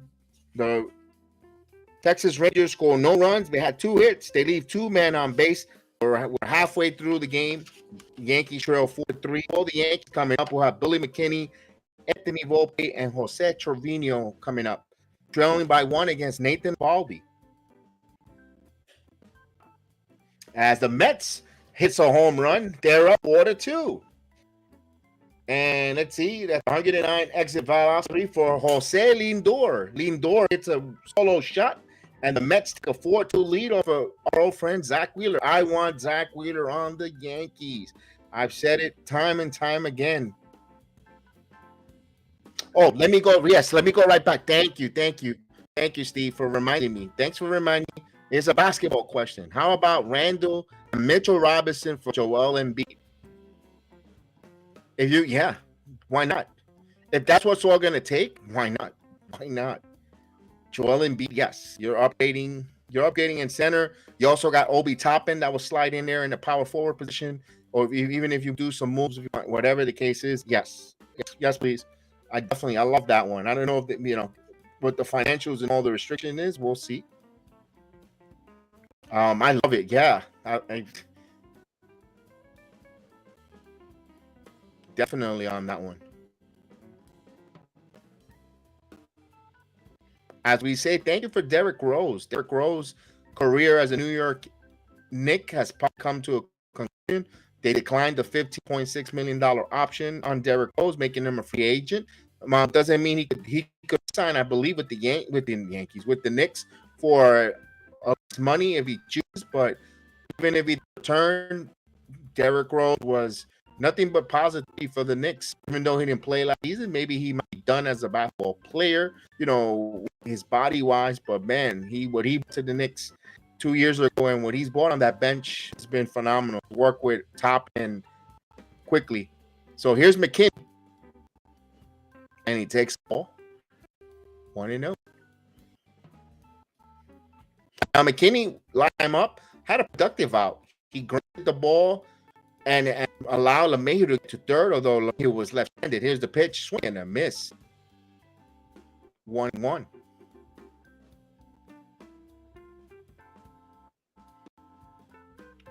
Here's McKinney now with a 1-ball, 1-strike. Eovaldi ready to deal the pitch. The 1. This one is chopped right to second. Timmy in there, and he makes the play. 1 out.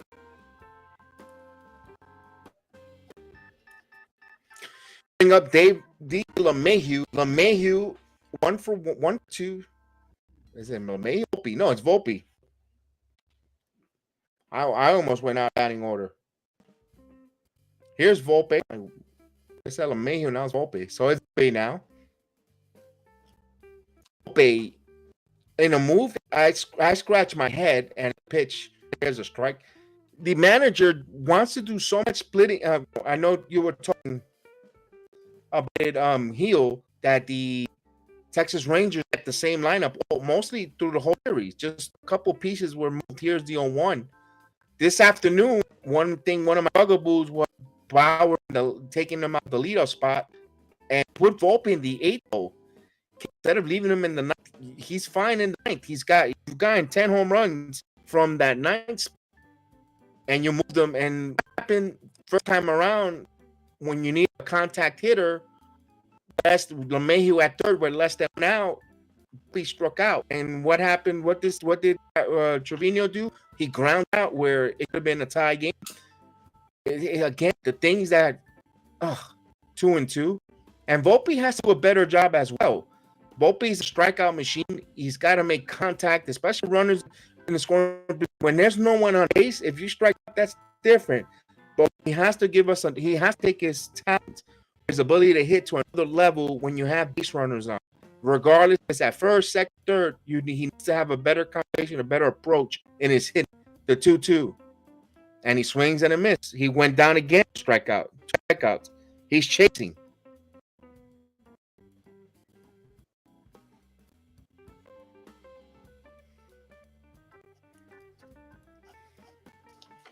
With 2 outs now, base is empty. We'll bring up Jose Trino.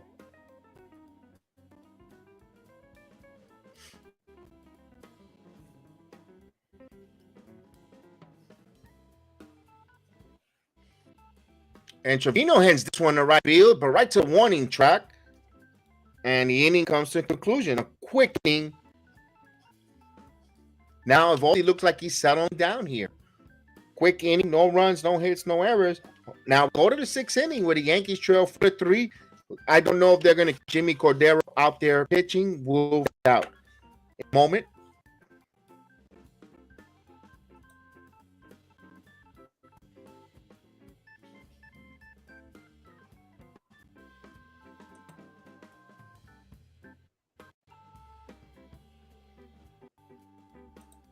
I didn't see that. Big Papi gave Jeter a Red Sox jersey and he threw it away. Good job on Jeter.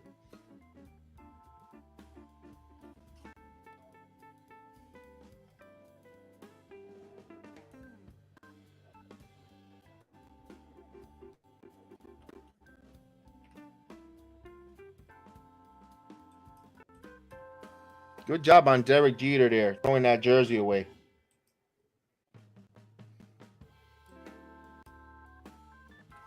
Good job, good job. So for the Texas Rangers, they're going to have their 7th, 8th, and 9th hitter. It will be Grossman, Duran, and Tavares, unless if Bochy make a change, a pinch hitter for Grossman, but I don't see why not.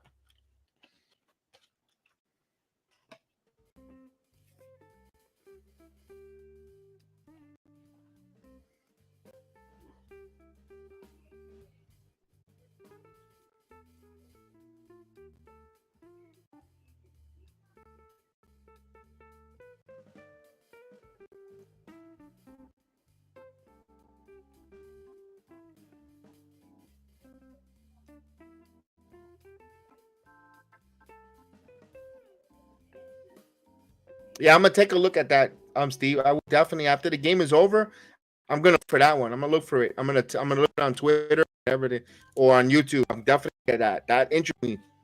Absolutely, good job.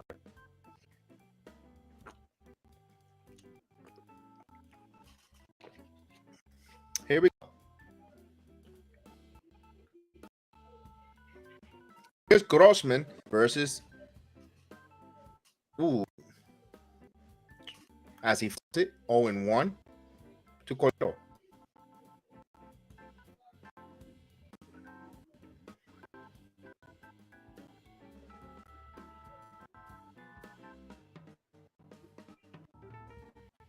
There's a ball. Who's warming up? Nick Ramirez warming up for the Yankees. They got nobody. Now you're gonna use your pen. Day off tomorrow. And 1-1 swing and a miss. It's 1 ball strike. Chris Bryant complete 3rd and outfield. Bryant's a high price tag though. Heel. Rockies gave him a big contract. I don't know if they want to add more contract, more money there. Because if he would, I know he placed first outfield first. You could say the same thing with Cody Bellinger because Cal Bellinger's a short-term deal, 1 year, $17 million.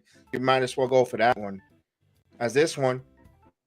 And right there, he play there for McKinney down.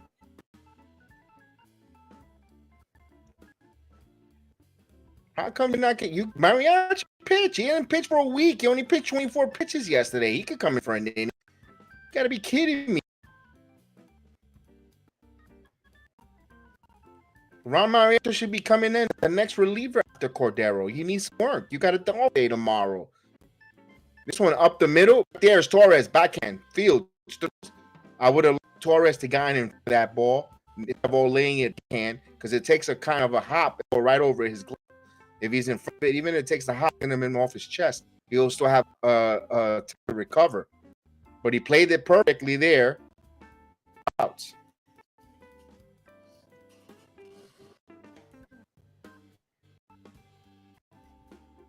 Here's Tavares. There's a call ball. I know.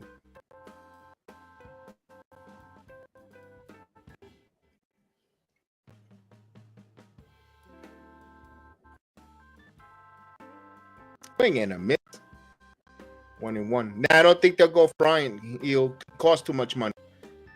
For that they're going to Donaldson's 20 whatever the rest of his $20 million. How are they gonna want that? I think I don't think they'll go for it. 2-1. Brian is not a bad player.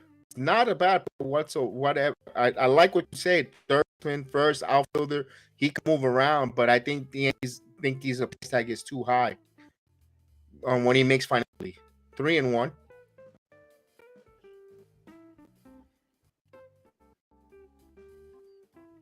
I'm even thinking that Cody Bellinger might be a little bit too expensive for the Yankees. As much as I would like Cody Bellinger on the team, I think that might be a little bit too rich. I've got a funny feeling they're not. Here's the 3-1.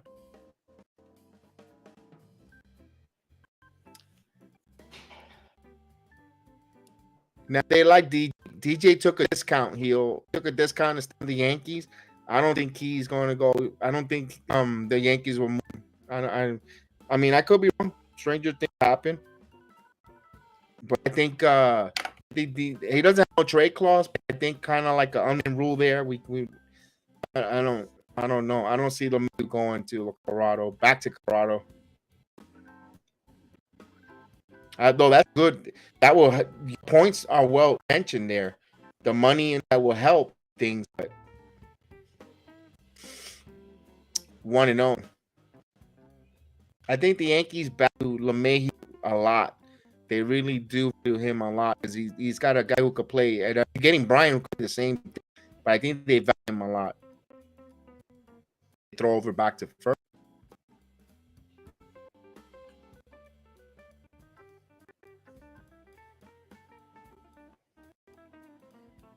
Now Tavares has 7 stolen bases on the season.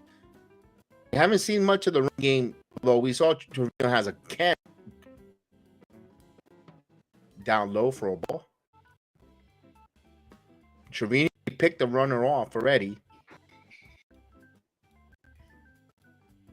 And already picked off Harris.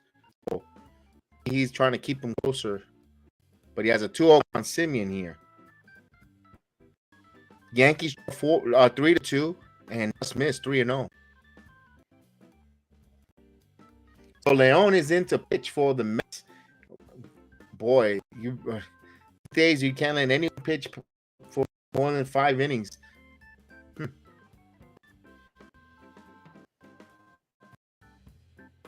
See, and there's a base hit right underneath LeMahieu's first and second.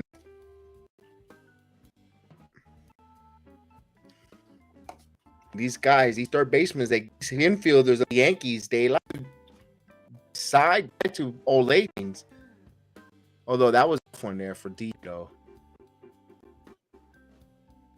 It hit that lip of the glass and that grass and took that extra ricochet bounce. And LeMahieu full dive. Oh, here's another burnt pitcher. Here comes Nick Ramirez. Well, of course, you got the 2 lefties coming, Seager and Lau. And here's an interesting fact. If Nick Lau gets out of this inning, he will not. You burn another pitcher because I don't think he'll come back to go. You know, I don't think he'll come back. I burn the pitcher, and that's for Seager.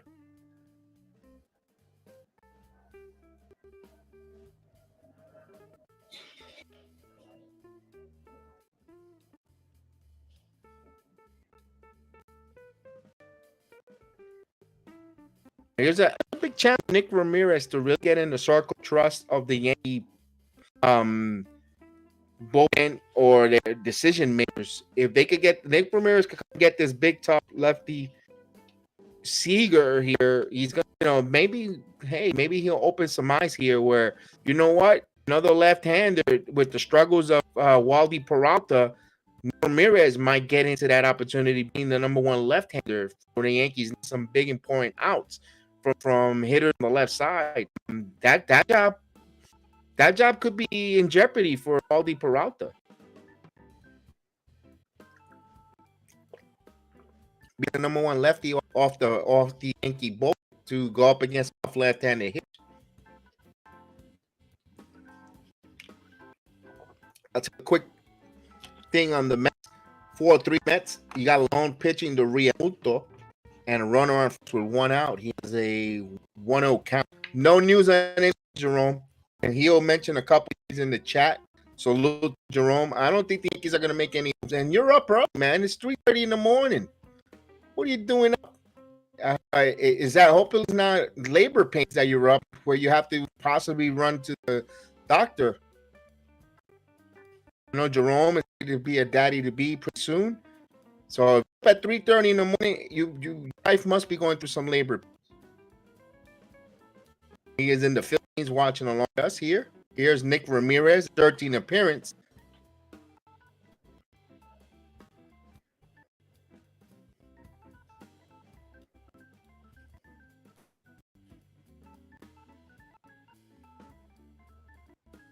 Against Seager. The pitch from Seager, swing and a miss. 0-1. No news yet on those trades. Nothing rumored concrete, guys. I know Heyman the Post mentioned Bellinger, but I don't know.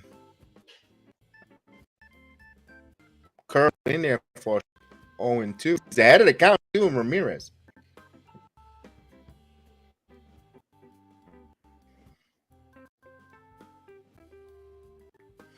This is a big 0-2 to Seager. And the 0-2 outside. He didn't swing at that. 1-2.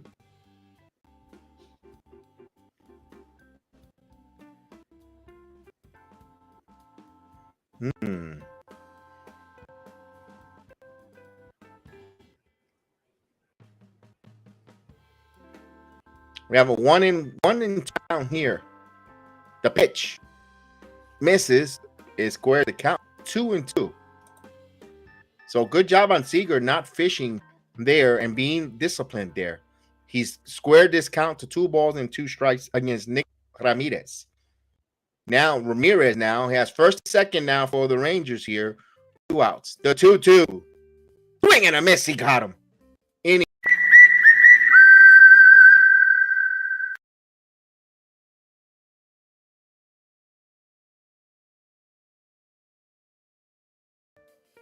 So Ramirez with a huge strikeout coming in relief there and leaving that runner, those 2 runners stranded there at first and second. Now go now to the bottom of the 6th inning. The Yankees need to run the tie. They're going up against Eovaldi, who has a pretty good pitch count and also was in a rhythm. You're going to have the top of the order again, Torres, Rizzo. Now the Yankees offense or their hitting approach has been a little bit listless or lifeless. They need to come alive here, although this afternoon, a little bit of a different change this afternoon. A little bit of a balanced lineup, some hitting from here and there. A little better approach is great, but much better than we've seen in other days. But we need them to really come up and have a big inning against Eovaldi here, possibly knocking them out. They're going to have their top of the order. It'll be Torres, Bader, and Rizzo. And this is going to be their 3rd time against Eovaldi. So hopefully they get some success here.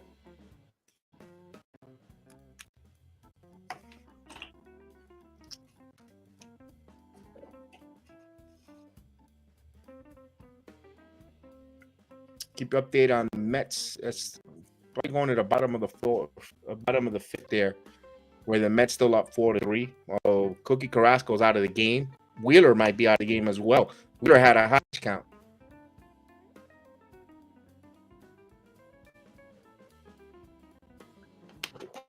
Okay. Jerome had to go to the airport run. All right, there you go. But make sure you had enough sleep and you're not sleep little. You're not driving sleepy there, my friend.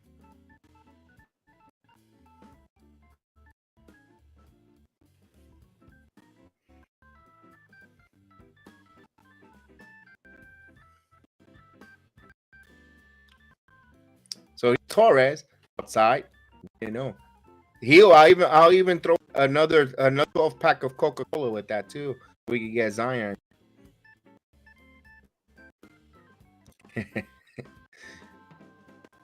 Glorious swings 1-1. He swung 2, but 1 Yeah, 90 pitches for Wheeler in the top of the inning. Went out. That's, again, I said that's, I would love the Yankees if they were going to add. Give me Wheeler. Side. 2-1.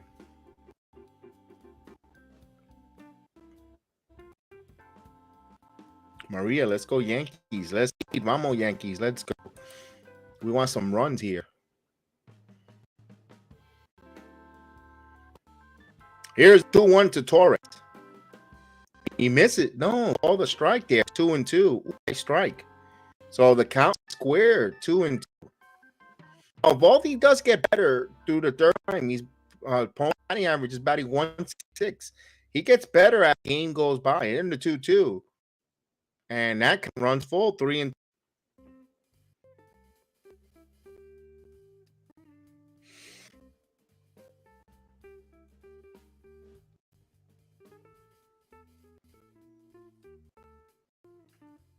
And here's the payoff pitch to Torres. Torres hits in on his hands. Lost this one to right field. And out.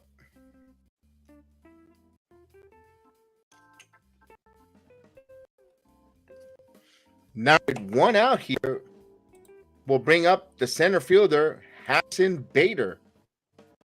It's time! It's time! It's Vader time! And the pitch, the bunny pulls it back 1-0. Then the Yankees wake up. Maria wants them to wake up. Let's go. I agree with Maria. Let's go. Wake up. And the 1-0. Outside. 2 balls and no strikes.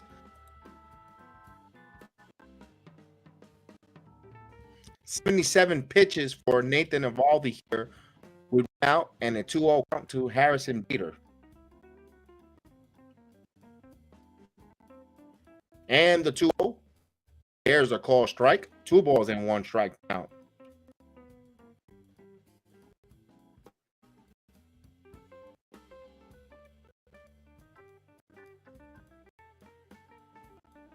Here's 2-1. He fouls it. This one 2-2.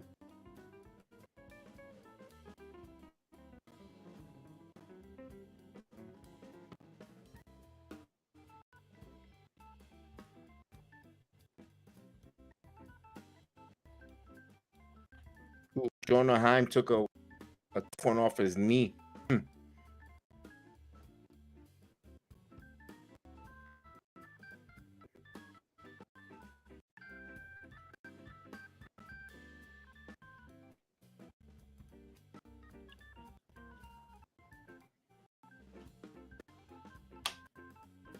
2-2. Bounced in 3-0. It's a full count to Harrison Bader here. So 80 pitches, 3-2. Rizzo on deck.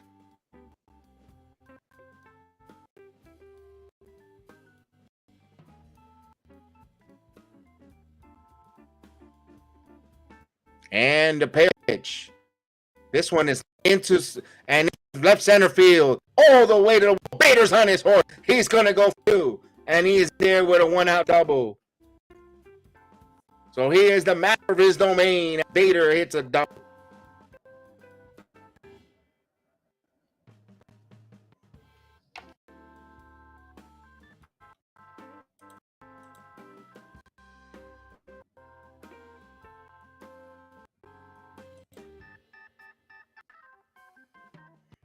Now with 1 out, runner second in scoring position, here's Anthony Rizzo.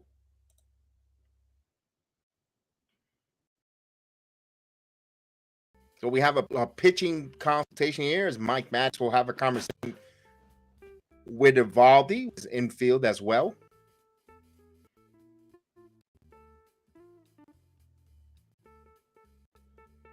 So Rangers getting some bullpen action here. And Bimo hits a double, or is it a home run? Single. Bimo gets a single. First and third as Buck Showalter's hanging out there to have a conversation. First and third for the Mets, 1 out. So that's the top of the 6th here. In the bottom of the 6th, Yankees have a runner at second, 1 out, and Anthony Rizzo, who's for 2, struck out, ground out. Now, career number-wise, Rizzo has good numbers against Eovaldi.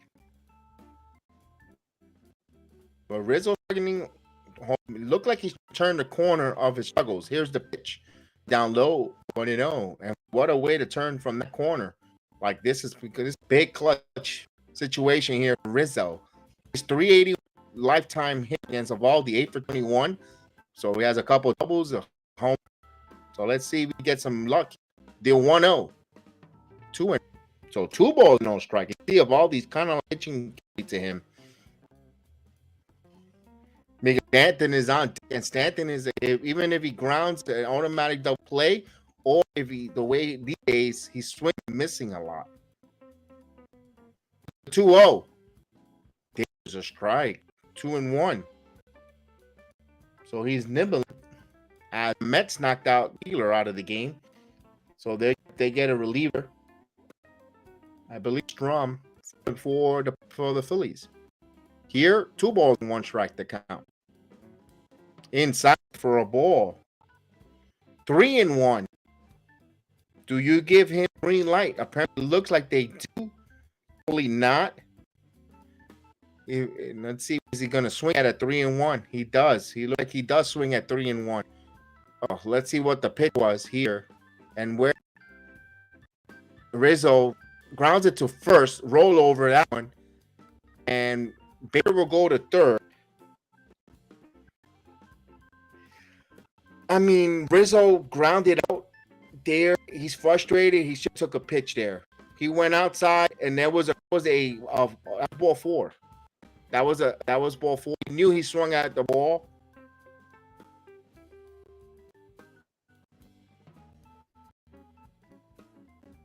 Bolt's out of the game. Bolt's going to the bullpen. Wow. Eovaldi's afternoon is over, and we got Stanton coming up. So Josh likes his match over Eovaldi. Okay. In a move here, where I'm kind of like, I'm actually pleasantly surprised that you're taking Eovaldi away, who's a strikeout pitcher, for Zorb. Josh Zorb will come in to pitch. Hey, we'll take it. Yankees got something threatening. They're the runner at a wild pitch. Beta will come in. Wilson, the Yankees already stolen home at IKF against the Mets. So there has been a stolen of home in this season for New York Yankees. As I'm looking at some scoreboards and keep you guys updated here in the American League wise, is Seattle trails Baltimore Orioles 3-2, and that's the bottom of the 7th inning. Baltimore is at home. In Toronto, the Oakland Athletics trail the Toronto Blue Jays 5-1. It's in the bottom of the 7th inning. Bottom of the 6th inning in Tropicana Field in Tampa. Kansas City, Tampa Bay Rays, even at 1-1. So that's a 1-1. Tampa trying to get the rubber game of that 3-game series against Royals. Royals are trying to go and win a series with Tampa Bay. We'll keep an eye on that one there. White Sox 2-1 over the Red Sox. That's the bottom of the 5th inning, and the Red Sox are batting with a runner at first. And those are later on. The Astros are at the LA Dodgers. That's night baseball. Mets up now 5-3. Marte comes up with a base hit here, and RBI more chopper. So he's on. So the Mets up 5-3.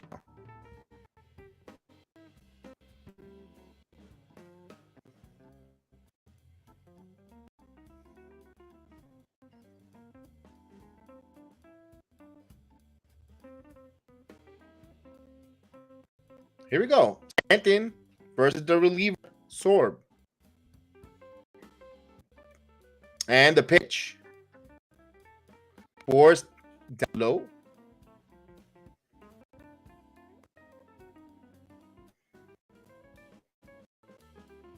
The 1-0. And pitch. There's a strike. 1-1.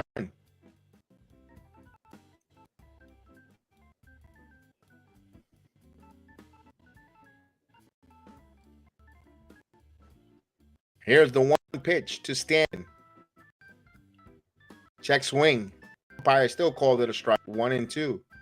Oof.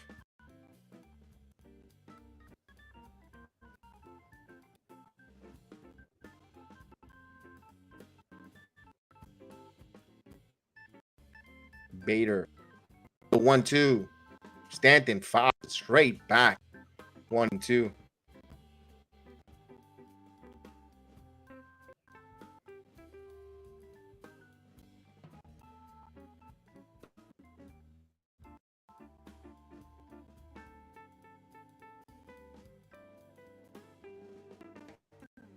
Now he sets the 1-2.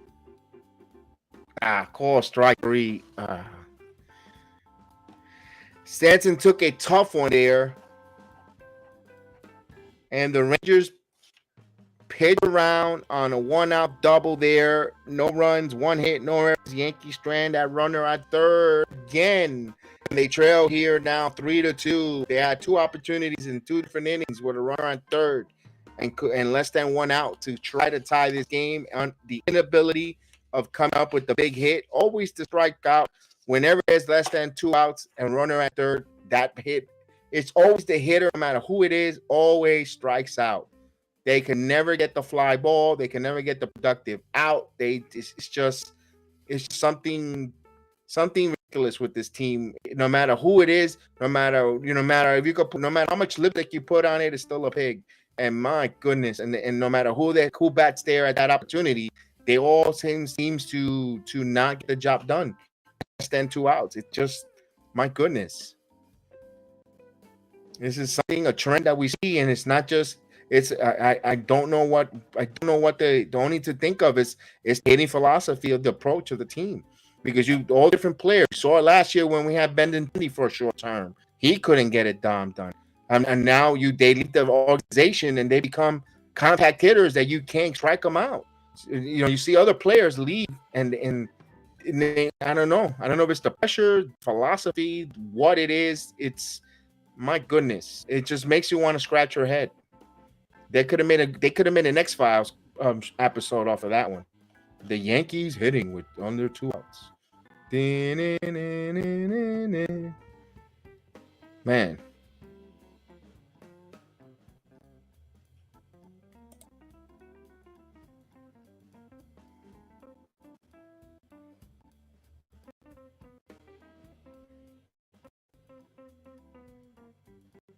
So 5 2/3 for Nathan Eovaldi here. When it was happy though, looked magnetic, having a conversation. And I know he wasn't happy. He probably continue going. He had in his pitch count, but right now, advantage Bochy, nice move. Ramirez in the game and against Nathaniel Lowe, and it's taking a pitch outside. 1-0 as we start here, the top of the 6th inning. Now, I'm pretty sure he's only going to pick 1 batter. And we'll get Buffon out to make a change. The pitch. 2-0. So Ron Marinette warming up here. And, of course, like I told you, this is where it belongs to be pitched. The 7th inning. And if he hasn't, you pitched 24 pitches yesterday. So he hasn't pitched in a week. This one is chopped slowly to second. Torres, Rizzo just got him. Looked a little sloppy developing there. 1 out.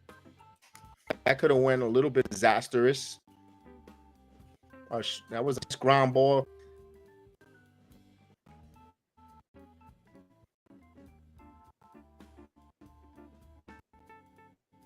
Oh, he's leaving him against Garcia. 1-0.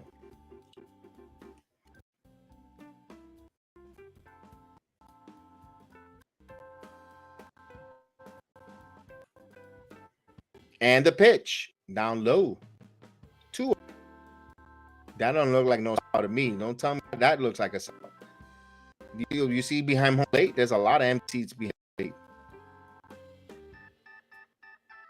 And the 2-0. 3-0. It's like those marks that are saying, "Oh, AEW was packed." The whole side, the hard cam is empty.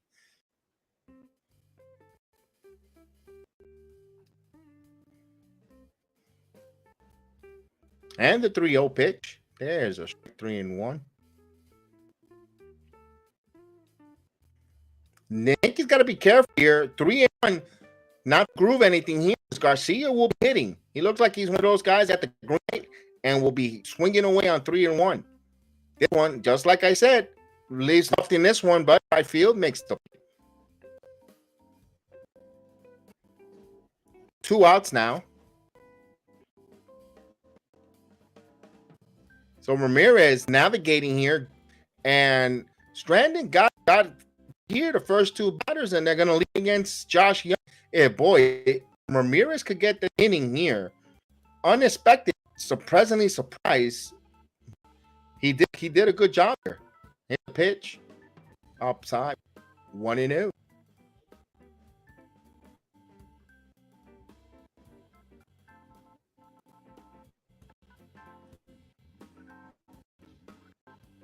And the 1-0, 2-0. But just like the right-hander Ramirez, he's falling behind here as too young. You can't go to that well too many times, young man.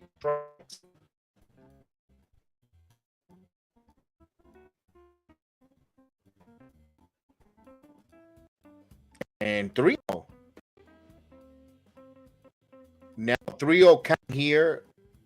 It looks like the Rangers have a taxi cab waiting outside. Oh, they look like they want to get the hell out of New York on a 3-0 pitch. Young swings at it and grounds it right there. LeMahieu backhand throws a long throw. What a play by DJ LeMahieu. Put a star on that one. Wow. It's 1-2-3 inning. No runs, no hits, no errors. And we'll go to the 7th inning. So I'll be back, get some more water, stretch out, and enjoy the 7th inning stretch here. And I'll be 2 seconds.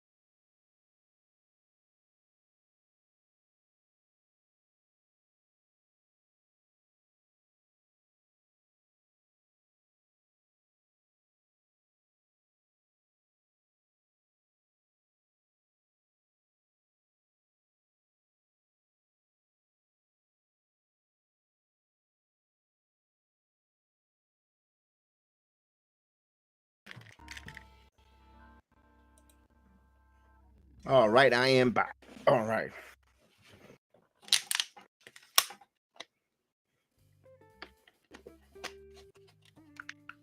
Yeah, Nick Ramirez did a good outing. Very good outing for Nick Ramirez. Impressed with him. Very impressed with him. Getting out of that, pitching an inning at third for the Yankees. Good job there. Fell behind to, although, you could say good job on Nick Ramirez, and also Texas being a little impatient there. Swinging at 3-0 pitches, 3-1 pitch there. Helped out Ramirez, but it is what it is. Maybe because he's Nick Ramirez, they're swinging at it, thinking that there would be something that they could hit or handle. So I don't know with that there. Kudos for him. For the Yankees, coming in the bottom 7th inning will be number 5 hitter Jay Bowers, followed by DJ Mayhew and Billy McKinney, with Yankees trail by 1. I hope the manager can get cute here where he's going to burn 3 players, one hitter. If you're going to pick anyone, if you're going to be a manager today, and you're going to hit anyone that's going to, and with an opportunity less than 2 outs, with a runner at scoring position at is Volpe coming up, I'm sorry. If it's at Volpe with a runner at third with 1 out, you're pinch hitting. If you're pinch hit anyone, it's going to be Volpe. You're going to put kind of Falefa, or you're going to put in Oswaldo Cabrera. You gonna have to think about that right now. Volpe's been good. And I'm not hating on Volpe, but you're gonna have to get to that point on the season where Volpe, you're giving him so many chances, opportunities to be, even if it's a productive out, Volpe, you're not giving a productive out. So now we're in the business here, getting late early. You ain't gonna have to start that question. When do we start hitting Volpe in key moments in the game? That's a question they're gonna have to ask.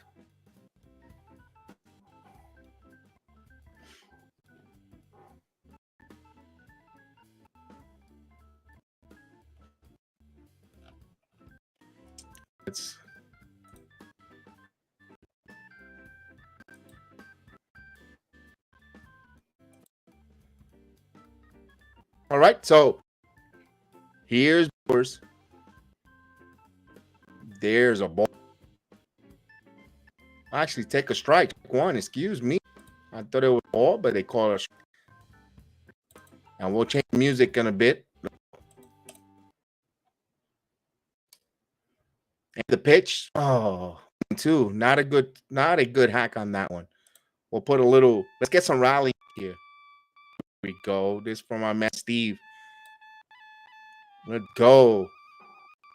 Because it's time to celebrate. Yankees taking the lead here. Here's the 0-2 as he fouls. 0-2.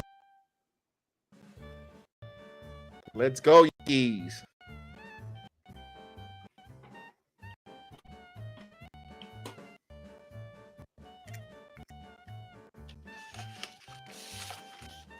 Here's 0-2 outside for a ball. 1-2.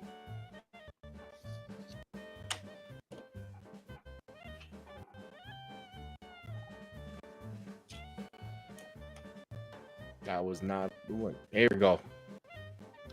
Timeout is called by the batter, Bowers.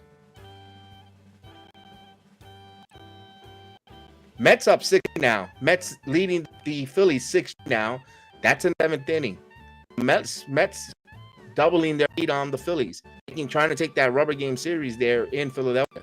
And the 1-2 here as he fouls it. Bowers.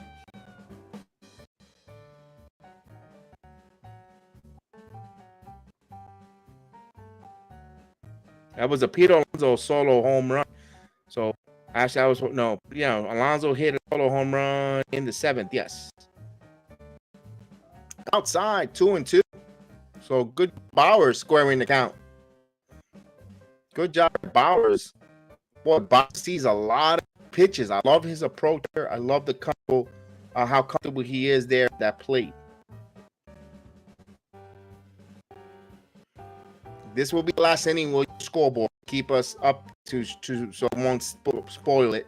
And Bowers fouls it off. 3-2.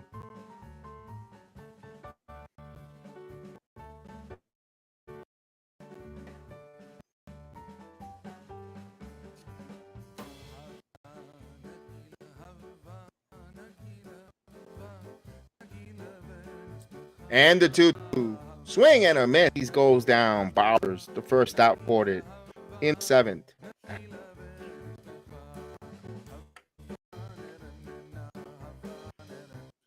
And Josh Gibson, the Yankee, at the game. Good job to see Josh Gibson.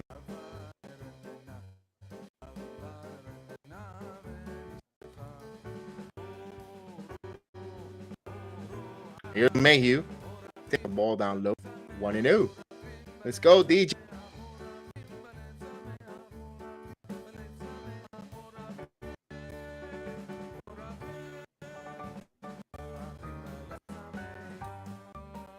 And pitch foul. Play 1 ball, 1 strike count. I'm trying to rally the Yankees here with Pablo Nagila. Go.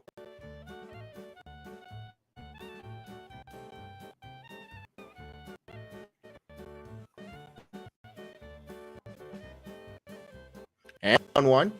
Oh, swing and a miss. 1-2.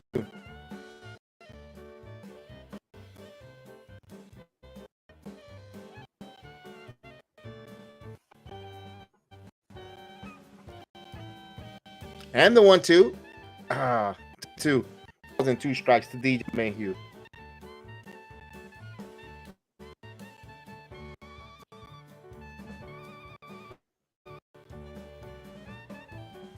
We need some good at from this Yankee team. Let's go. 2 balls, 2 strikes to count.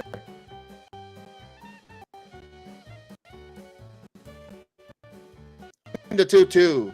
DA inside out. This was going back to left field, but right there is Grossman to play. He hit it hard on the line, but right to the right fielder. 2 out. Good time. That's Mayhew going to center right again.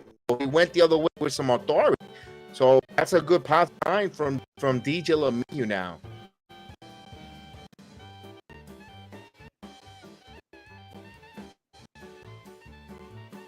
There's McKinney now. McKinney take call inside. No.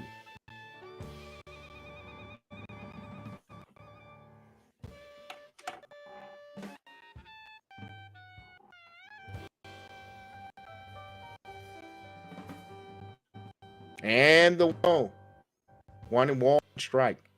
A nice curveball in for a strike. 1-1. Yankees trail 3-2 on a hot, humid afternoon in the Bronx. As this is side 2-1. Just turned warm because we were just saying a couple days ago how it was 69, 68 degrees, and now it's jumped to 81 where humidity. I mean, summer you got. So there you go, Bronx 2-1. This one fouls it off. It's now 2 balls, 2 strikes now. Mets got second and third, 1 out. And it was on a McNeil bunt. He bunted and what was the play there? Good job by McNeil.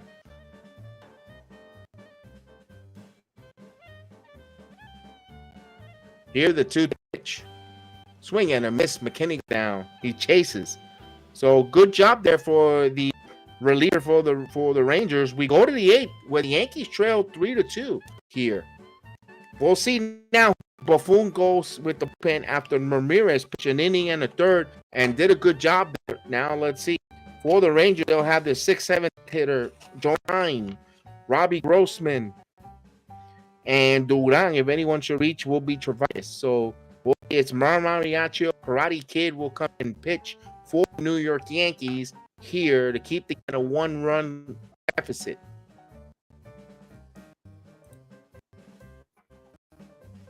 We'll leave one more batter for Alan Nagita because it's Jonah Heim. So we'll leave it there for Mr. Heim, and then we'll change the soundtrack here.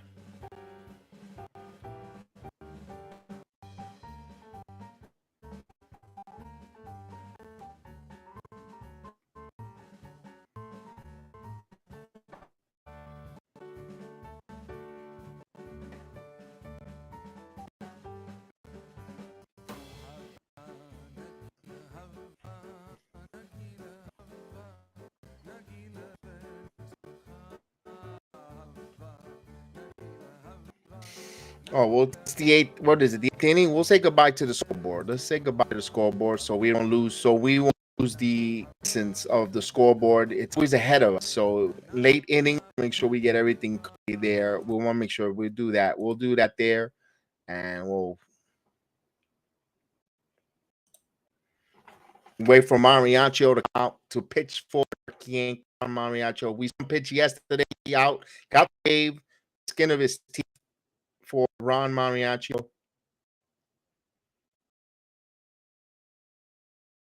Mets failed to get the runner in with less 2 outs.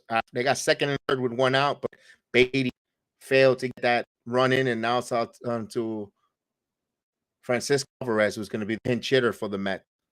Just keep you an update on that. Here in the Bronx, we'll start the inning with a Yankee 3-2, and Jonah Heim will come up.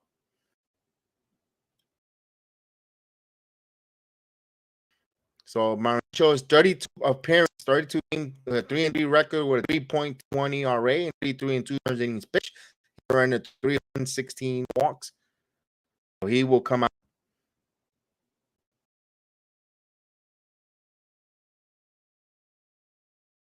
Pitch. There's a strike. 0-1.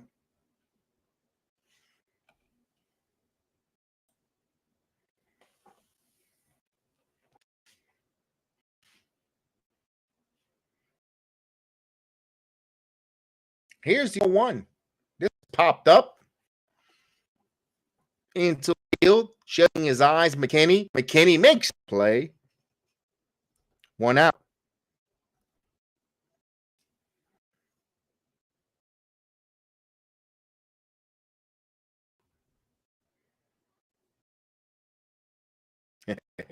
Boy, give me the credit. Don't copy and paste my there, pal. I want. Yeah, you know who you is. Here's pitch. Here's the call.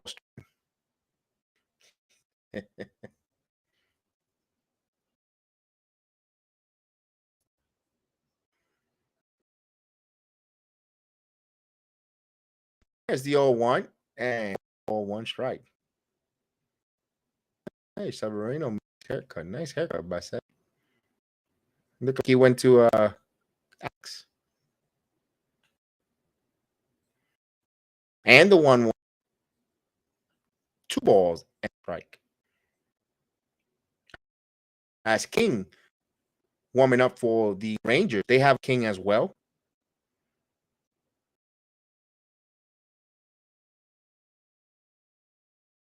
Here's the 2-1. This one is hit in the air, center field. Bader tracking it. Bader's trying to get underneath it, and he makes the play, fighting the sun.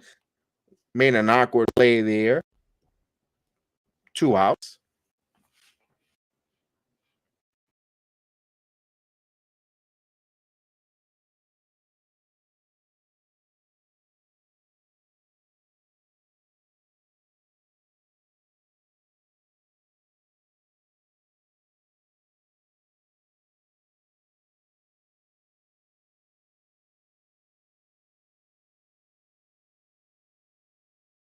Pitch down low to do it out. 1 with 2 out here in top of the 8th inning. Mariacho headed the count. No. This ripped, and it is to be a base hit down to the left off the wall. McKinney slips. He loses his footing, and now a double for.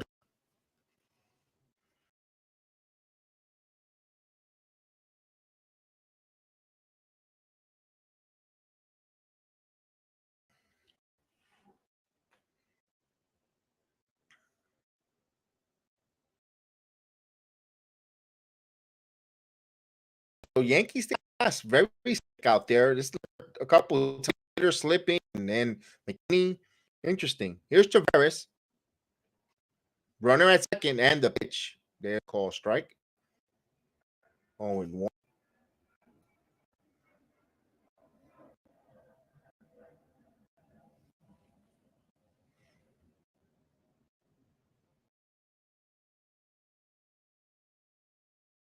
The 0-1 down low 1.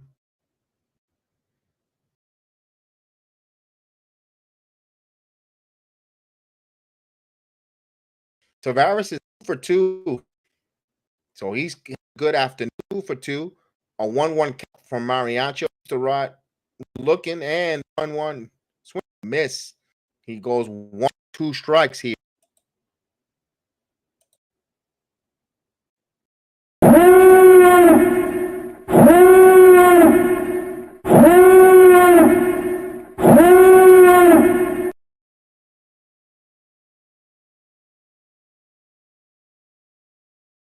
And he's ready to deal the 1-2 strike count.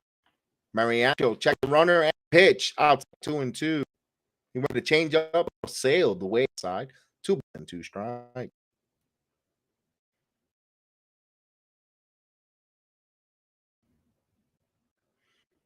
Mets got Hartwig pitching against the Thunder Pig Schwarber. And the pitch here 2-2, grounded. slowly, Tabor Torres goes and he gets him in time. So scoreless 8th inning for Mariachio. 3 ups, actually 2 runs on a hit, strand the runner at second. Go to the bottom of the 8th inning. Yankees trail 3-2. They're down by 1 run. They need them up. They're going to have their number 8 followed by runner 9 and the 1 hitter. It'll be Volpe, Traveris, and back to the top of the lineup with Tabor Torres. Will they be a John King, the pitcher, will be coming to pitch for the Texas Ranger? Will they make moves? I hope not. Just, you know what? Ain't no one there on the bench that's going to really drag home or do anything great. Yes, I saw that. Mets are up 6-3 in the 7th inning, bottom of the 5th inning, with Hartwig pitching against Schwarber, the Thunder Pig, as he takes a full count to Schwarber. He's not having that hot June he normally has the last few years.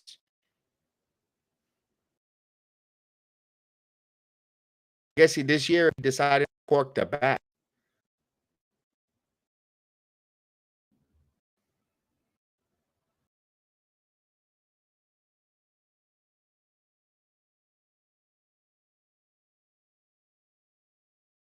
Let me put the line up here.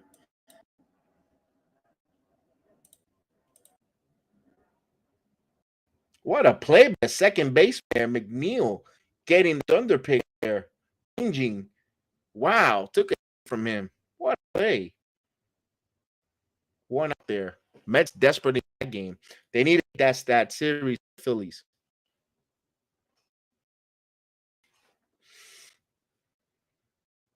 Ooh, Toronto all over Oakland 9-1. That's in the bottom of the 8th. I'll keep you up on that. Tampa 3-1 in Kansas City. That's in the top of the 8th. White Sox over it's 4-1 of the Boston Red Sox, and that's in the top of 7th. Of course, John King is 1 up, ready to pitch here. Baltimore beat Seattle, so Yankees need this to keep pace with the Orioles. So Seattle, oh boy, they continue to lose here at two games over 500. Michael King, our King went up. So a bunch of Kings in the pen. Let's see if we have a pair of aces going up, and now we're going to have a pair of Kings going at it. So a lot of card difference there. Here's Anthony Voy against the hander. Pitch inside. No. I'm surprised he's putting Ochi going with the left-hander King with Volpe and Trevino and Simeon. Now, let's see. Pitch inside 2-0. I'm actually interested to see on that why he went with that there. Has his reasons. And I hope he doesn't substitute Higashioka for Trevino. I mean, that would be a dumb move if he does that. Pitch. This one. Drill this one in between the infielders and going in there. That's a double. And let's go. He could go. Run. Volpe in there with a leadoff double. Let's go. So the kid comes through here with a leadoff double. He's at second to start off the bottom of the inning. Tying run at second base.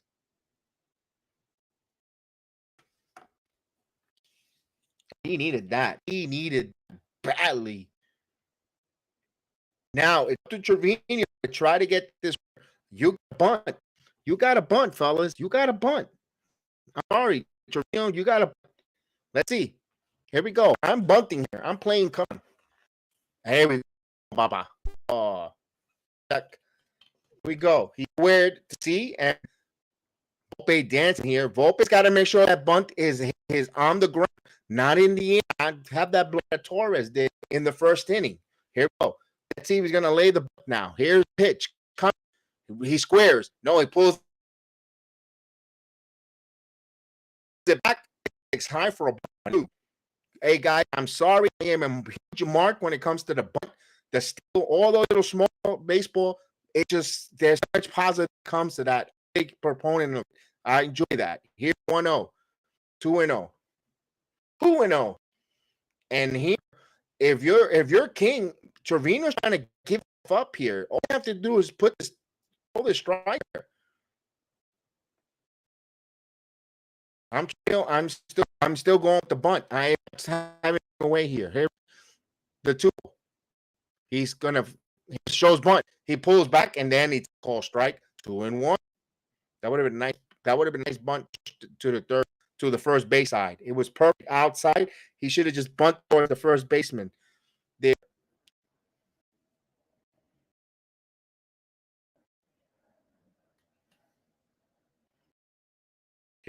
Here's the 2. He squares, bunts it. He goes foul. 2-2. You gotta execute your bunt, Jose. And just bunt foul in front of the plate.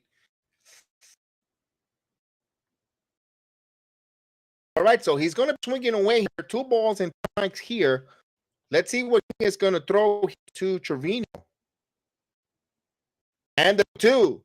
This one grounded in the hole, backhand, and no, and that's a field single, but it's a first and second now. As Volpe not advanced, play by Volpe not advancing, because we're going to get the third. We're going to have to short, get him burned at third. Play there by Volpe, and that's an infield single by Trevino. Yankees got something in here. Now, it's not to Gleyber Torres. Now, Torres don't bunch. I would love Torres to be bunting in the situation. I don't think he's going to bunt here. Man, that's what the play is going for. A hitter who's a contact hitter coming afterwards. Let's see. And the pitch. High for a ball. 1-0. Torres did not think about bunting, because if you put Torres second and third, Dolly walk Bader set up for a double play against Anthony Rizzo. I don't know. That's the catch up, but I don't know if they'll go. I think Torres away, because this is what this team and this manager does, as he fakes to see if it was going to score. No care whatsoever about bunting. So Yankees are bunting. They're going to win this here by in the bat. This is a key spot if they fail to cash in here. Here's the pitch. Torres pops it up in shallow right field. That's why they're not going to win. Well, not even going to chance to advance. Terrible baseball. Terrible.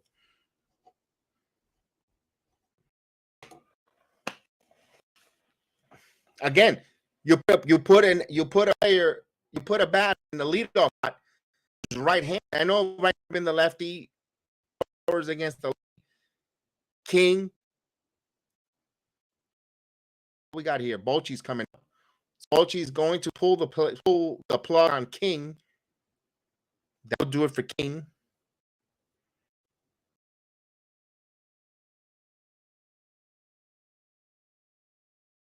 He will bring up Gerrit Rodriguez. Oh yeah. Oh, Gerrit. It's Gerrit with a walk.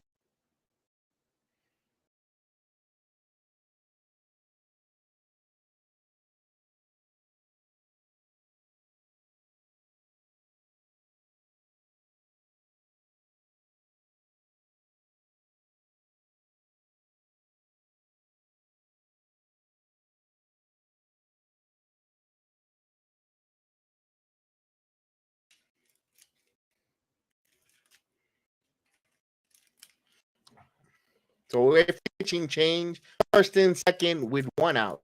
His inability of getting the runners over team's ability. This is a story that's been a film that's been for the Yankees for quite some time now. With them, since they became analytics heavy, they don't make the baseball fundamental plays. Talk about analytics has all fundamentals. Nonsense. Ever since they went on analytics heavy, pretending to be the Tampa Bay Rays, they did not get the ability to get the runners from score at less than 2 outs, or even the productive outs, moving the baseball over. Ever since Girardi, Torre brought that to the organization, and Girardi kept it going there, and then wanted to go a different route, and that will cause Girardi a lot of different things. But one of the things will cause Girardi his job personally, because they don't want to play that kind of. They play the baseball 1-1 fundamentals. They don't want to keep it simple. They want to reinvent it.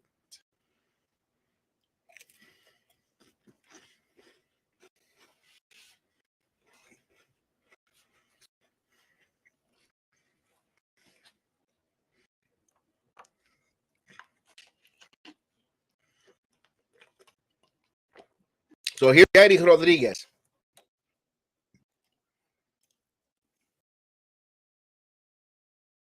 Oh, it looks like it's gonna rain cats and dogs in Philadelphia. Looks, I see that before. So Oswaldo Cabrera be the pinch runner for Trevino. Okay, here we go. Bader. Did he go? He did. Oh, come on, Bader. You got to put better at bat, that kiddo. Don't. So Bader has not gotten an RBI yet. Yankees need big hit. 1 out, was on first and second, so they got some speed on the base path. The pitch. They thought of going and 1-1.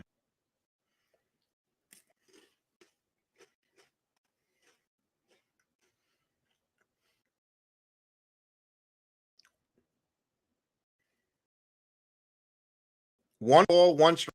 Can Bader come up with a big base hit? Here's the 1-1. This one's hit line, and it went in, and it's a base hit. 1 run scores all the way to the wall. Come on, get on your horse. Get on your horse, he'll score.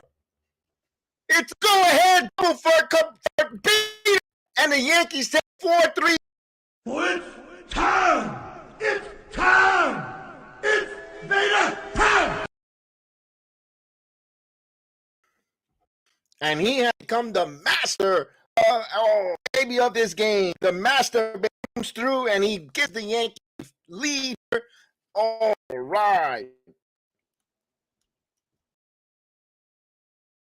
Man, big hit by Gerrit. Ladies and gentlemen, I think he got our number 2 here there. He master number 2 here. Let's go. In Bader.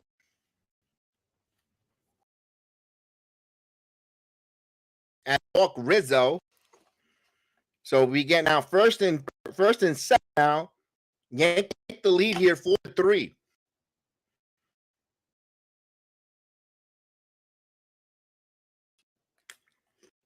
Here's Stanton. There's a call. Owen. Try to go after Stanton, double play ball, and keep it at 1.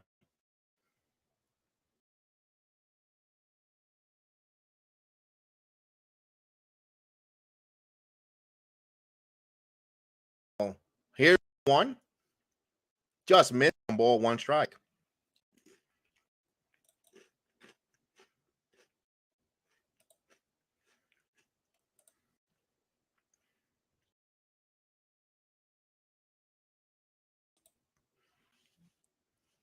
Here's the 1 pitch to Stanton. Just missed 1.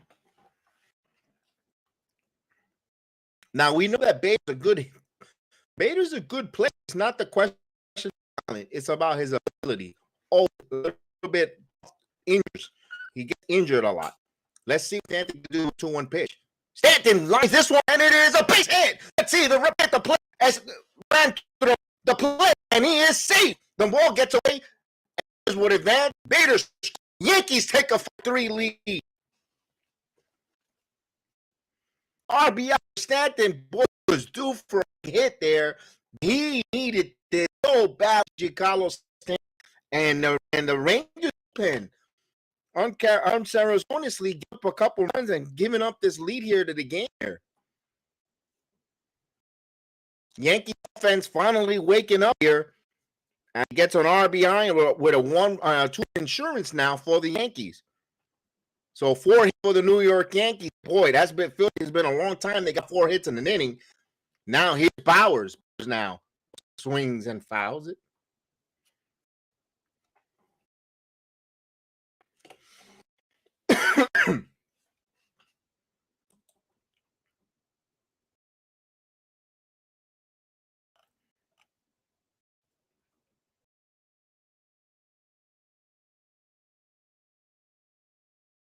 Look at that. Look at Stan with the hit. Maria.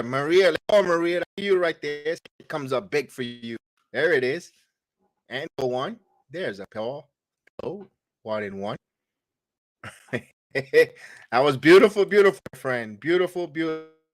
Maria smiling for the ear. There you go. She's a huge Giancarlo Stanton fan. That's why we play that there. She loves Giancarlo Stanton. And the one. There's a strike. 1-2 to Bowers. The Yankees take lead here 5-3. And boy, talk about offensive explosion. I mean, we have not seen any hits. 4 hits in all these runs for the Yankees. Talk about backed up. It all started with Peter. 2-2. As Burke warm up. Forgot to wear a hat. There you go. Very welcome, Maria. Very, very welcome. The 2-2. And he fouls it. Wow. 2-2.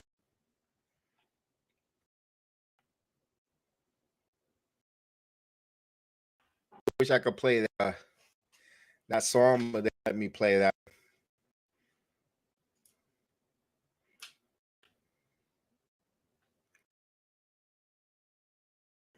Here's 2-2 from Kenny. Oh, line drive, but they get Rizzo. Oh, another base running blunder. Rip Blowers hit that hard, but right there, line drive and caught Rizzo going. It's a double play there. L4 and 4-6 to get Rizzo. But they take the run. They take it here. Thank God, they get 4 hits here. They score 3 runs. Man, up here, and now they go to 9, try to close it out and try to win the series from the Texas Rangers here. They'll have Simeon, Seager, and Nathaniel Lowe take on here, and they need 2 runs to tie here, and the Yankees 3 away of winning this series. Where, boy, you looked at Cole, have it. Cole did not go. Went 5 in the 3rd innings pitch. He wasn't his sharpest, but he had just enough. And Nick Ramirez coming in and pitching an inning and a third of good relief for the Yankees. The Yankee bullpen has been well to the point now. Now they got a final 3 outs to complete the story. As for the here, they got Josh Walker in the pitch. So they're sending out these names that I never heard of, all these household names that I never had no clue who they are for the Mets, but they have a 3-run lead, 6-3. And Bryce Harper will come in, and he's the hitter will be batting. And the Mets up 6-3, and that is in the bottom of the inning. So time is running out for those Phillies. Mets are 6 outs away of winning that series. But here in the Bronx, 3 outs away from taking this series here and keeping pace with the Baltimore Orioles, who are already won 3-2, and the Toronto Blue Jays, who are winning big against the Athletics, or who already won 12-1. So the Blue Jays already beaten the Athletics 12-1. Baltimore's won already, and looks like the Tampa Bay Rays will be beating the Kansas City Royals, although the Royals have run on first to start off the top of the 9th, and they trail by 2, so tying run at the plate for the Royals. Cabrera will stay in right field. Higashioka will be behind the plate. And here is Michael King.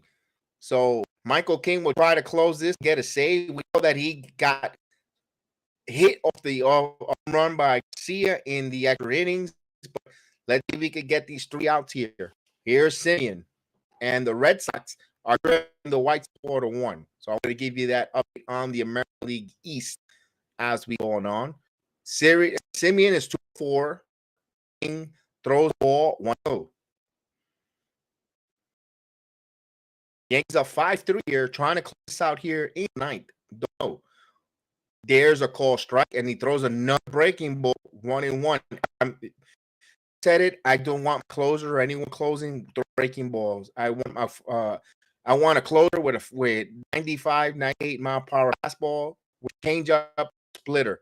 I don't want any of these breaking closers. I always have to give up the home run. Wallers, Marklers. You see it in baseball history whenever they have been winning home run, John Rocker, guys, they get killed with that slider. Here's the 2-1. There's a strike. So 2 balls and 2 strikes.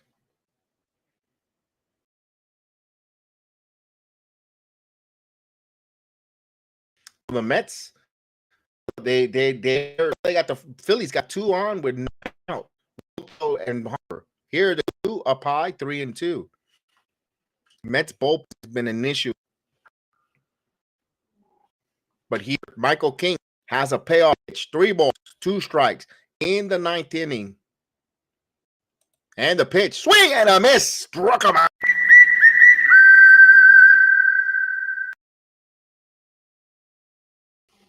So he got him with a change. None of that slide. He got him with the change up there, struck him out. Way, big out there. Seager, who's 1-4. So he has back-to-back strikeouts, 1 for 4, and pitch. Just missed. No. Actually, 4 2/3 innings, not 5 1/3, 4 2/3. And the pitch. This one, grounded, foul ball, 1-1.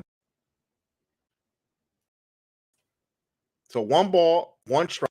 With 1 out here in the top of the 9th inning, the Yankees lead 5 to the Texas Rangers.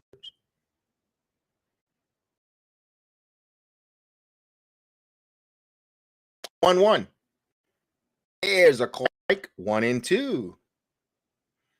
Good 96-mile-per-hour fastball on the inside corner, right in the hands. Beautiful. The way it tailed in back into the strike zone. We have a 1-pitch, Michael King. Here it comes. Ooh, just missed it. That was a strike. Thought he was struck out there too. Seager was fronting up, and he was on the way to the dugout where the umpire called the ball. He thought he was out, and the umpire missed it. So 2 strikes here. So here you go. All evens itself. Last night, we all thought he was not struck out, and he threw away. Umpire called strike 3, and here Seager was really striking out, and they gave him a ball. 2 balls and 2 strikes here with 1 away.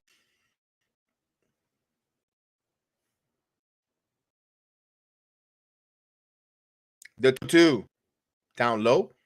Count runs full. 3 balls and 2 strikes here. We have a 2 pitch here to Seager. Let's see what King throw here. Remember, the Yankees have an off day tomorrow before they'll head out to Oakland. And the payoff pitch. This one is popped up. Left field. McKinney makes the play, 2 outs. Rangers down to the final out.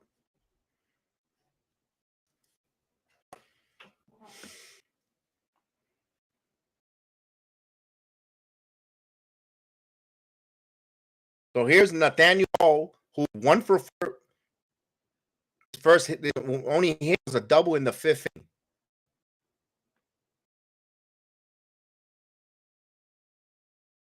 As the fan base, let's go Yankee. Here's the pitch. This one, wow, strike 1. As he fired 0-1.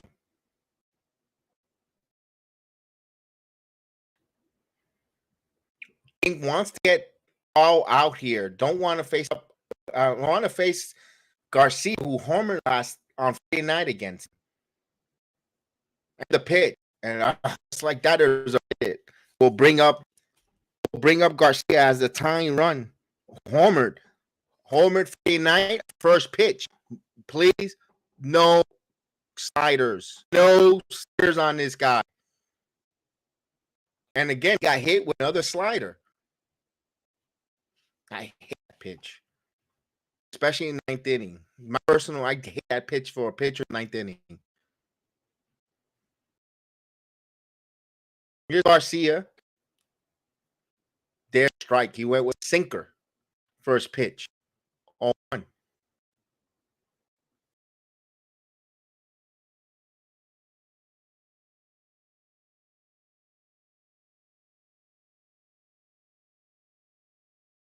Deal 1 and a miss. 0-2. Got him with the fastball up in.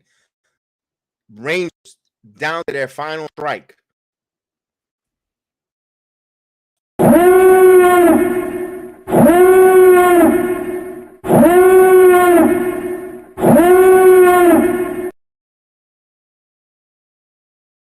And he misses with the pitch up high for a 1-2.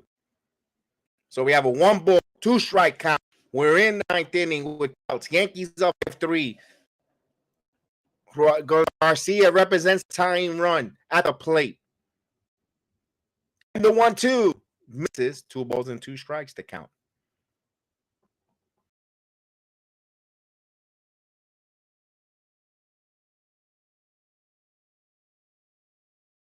What will he throw to Garcia here where the 2 balls and 2 strikes count here? Garcia takes his time out. Yankees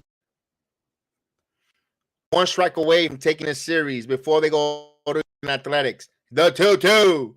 He got swinging a miss. Ball game over. Yankees win. The Yankees win. Ball game over. Yankees win. The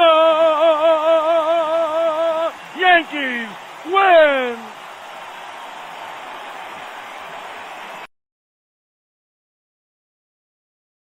The Yankees win this rubber game of the series.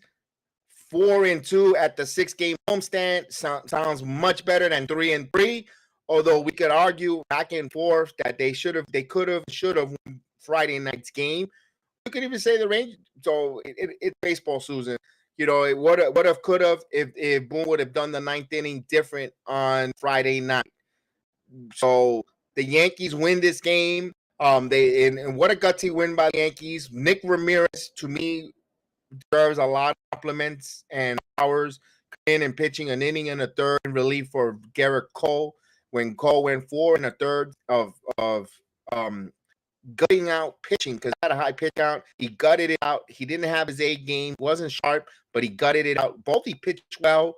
Hard luck loser. I don't think he lost the game, but hard for him to lose. Of King, the Texas Rangers King lost the game, and Mariacho gets the win, and in relief, and Michael King, our Michael King, gets to stay. So that's how it. And that young farm system for the Yankees, you know, Mariacho and King. As much as we complain, the Yankees produce starting pitching, but do they?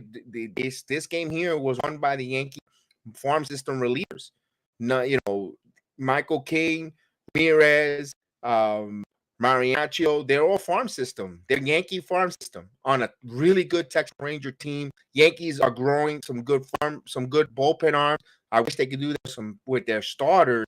I wish they could bring up a farm system, a pitcher from the farm that is just lights out, that will complement the bullpen development that the Yankees showing at major league level. But good job there for them. 4 hits in an inning. That's something really fun that we haven't seen in quite some time for the Yankees. Coming back on a really good Texas Ranger team here where they had their ace on the mound. Those are the kind of games I know Bochy doesn't want to lose those when you have your ace on the mound. And the same thing with the Yankees. You know, you don't want to lose those games at all when you're a chance to win. And this is going to be an interesting series. And like I said, here in October, that's going to be a interesting series there. I think this is going to be, to be honest with you, this is what we're going to see in the first round of the wild card. I'm sorry, Hugh, but I don't think the Texas Rangers win the division. I see the Houston Astros winning that division. I mean, I think the Rangers will be the second wild card to face the third wild card will be the Yankees. So, or I think no division winner takes. So we probably won't see each other. Be honest with you. Because I think the Rangers are going to be a second wild card. I think Yankees will be a third wild card. They'll probably end up playing the worst division. Will be someone from the Central, personally. So I think we'll see. Maybe we might see each other in October. Who knows if we do or don't? But it was a fun 3 games for the weekend. Friday night was very upsetting, very frustrating with the managerial moves. This afternoon, I can't complain about the managerial moves other than the lineup. Other than the lineup, when Torres leading off that inning, that's the only problem I had, to be honest with you, and Volpe batting 8th. The big calf. But other than that, that was fine. You're probably right. You know what, Heel? He needs to know the team needs to make a move. Bochy, this is the type of game where you're gonna put that kind of reliever who's on the fence in a Rodriguez. The same thing with Ramirez. Ramirez was tested there for Heel the Yankees because Waldy Peralta is struggling. Waldy Peralta is not the same Waldy as last season. Maybe there's teams know already figured what is he going to throw, or he's not hit point accuracy, whatever the case is going on with Peralta. I think he's tried Ramirez in that spot, and Ramirez now climbing up the charts. They got to find out if they need to get a left-hander who could come on and get left-handers out. You know, when the team had a couple of lefties and righties as well. And Nick Ramirez now is, you know, saw him in mop-up duty, first coming on to the Yankees, and now coming on with some high leverage situation that come through with flying colors for the Yankees there. And that shows that the Yankees are trying, and the same way with Bochy, they're right now, they got what, 5 weeks before the MLB trading deadline. And teams like that got to know exactly what they're going to do, who they're going to need to trade for, and what's their need, what's their strength of need, where they need, and if teams are going to address it for their general manager. So you're going to start seeing some unusual things in the next 2 to 3 weeks to see if players they're going to make this team of where they need to upgrade. So this was a good game, everyone. This was a Sunday afternoon game, back and forth. It was pretty fast, under 3 hours, close to 3 hour mark. It was a quick one as the Phillies. They just one run down, 6-5, and they have the bases loaded with no one out. Boy, the Mets, as Cody Clemens will come into bat, the Mets bullpen is imploding. They were up 6-3, and now they're just barely up by 1 with the bases loaded and no one out. Oh boy, that's bad for the Mets. Here, the Yankees win. I don't know. I don't think we'll do the Oakland game except for the afternoon game at 4 o'clock. I don't know if we're going to be able. I don't know if I'm able to do both night games in Oakland at 9-something at night. So what I might do is I might pivot instead of the Yankee baseball, because the time it's going to finish. I might do wrestling for both nights, for Tuesday and Wednesday. Tuesday night, just Tuesday night. And then we'll probably come for the final third game, which at 4 o'clock. That one will be on. I'll be able to do that game. But those 9+ at night starts is a little rough for me. Just see the notification. You see it there. You'll see me do it. But as of right now, I'm not planning to do those games on the West Coast. It's a little bit too much. It starts extremely too late for me. Yes, I know when we do the watch ons at 7, we stay up until as long as it finishes until 11 if it has to. But when it starts at 9 something, I can't miss the chance for going until 1 in the morning and up that day. So that's the only reason why. But thank you guys for joining. Please don't forget to hit the thumbs up, the like button. Please, if you haven't subscribed, we will ask you to subscribe to the channel. We'll really appreciate that. There, we would definitely love for you guys to subscribe there. For Heel, thank you, Heel. Hopefully, you could join me now. Watch alongs here. You don't have to sit back and just sit back and we'll be on here to break up and have a conversation with baseball as it goes on. AJ, I made a video. I think I'm glad you mentioned that. Glad to see you there, AJ. Salute to you. Happy Sunday. I think Donaldson won't make the trip to. Just me. I have no concrete evidence, no insights, no I'm connected, none of that. I'm just going that I feeling what I read on Twitter. When I read from one of the beat writers, they went to interview or have a conference to talk with Donaldson. I have no time for this right now, and he went storming into the manager's office. So to me, I'm thinking Monday off night, I don't see Donaldson going to the West Coast with this team. I think Donaldson gets bought out here or they DFA. He will go and gather his things here in New York while the team makes a trip to Oakland. They'll bring up Peraza for third base.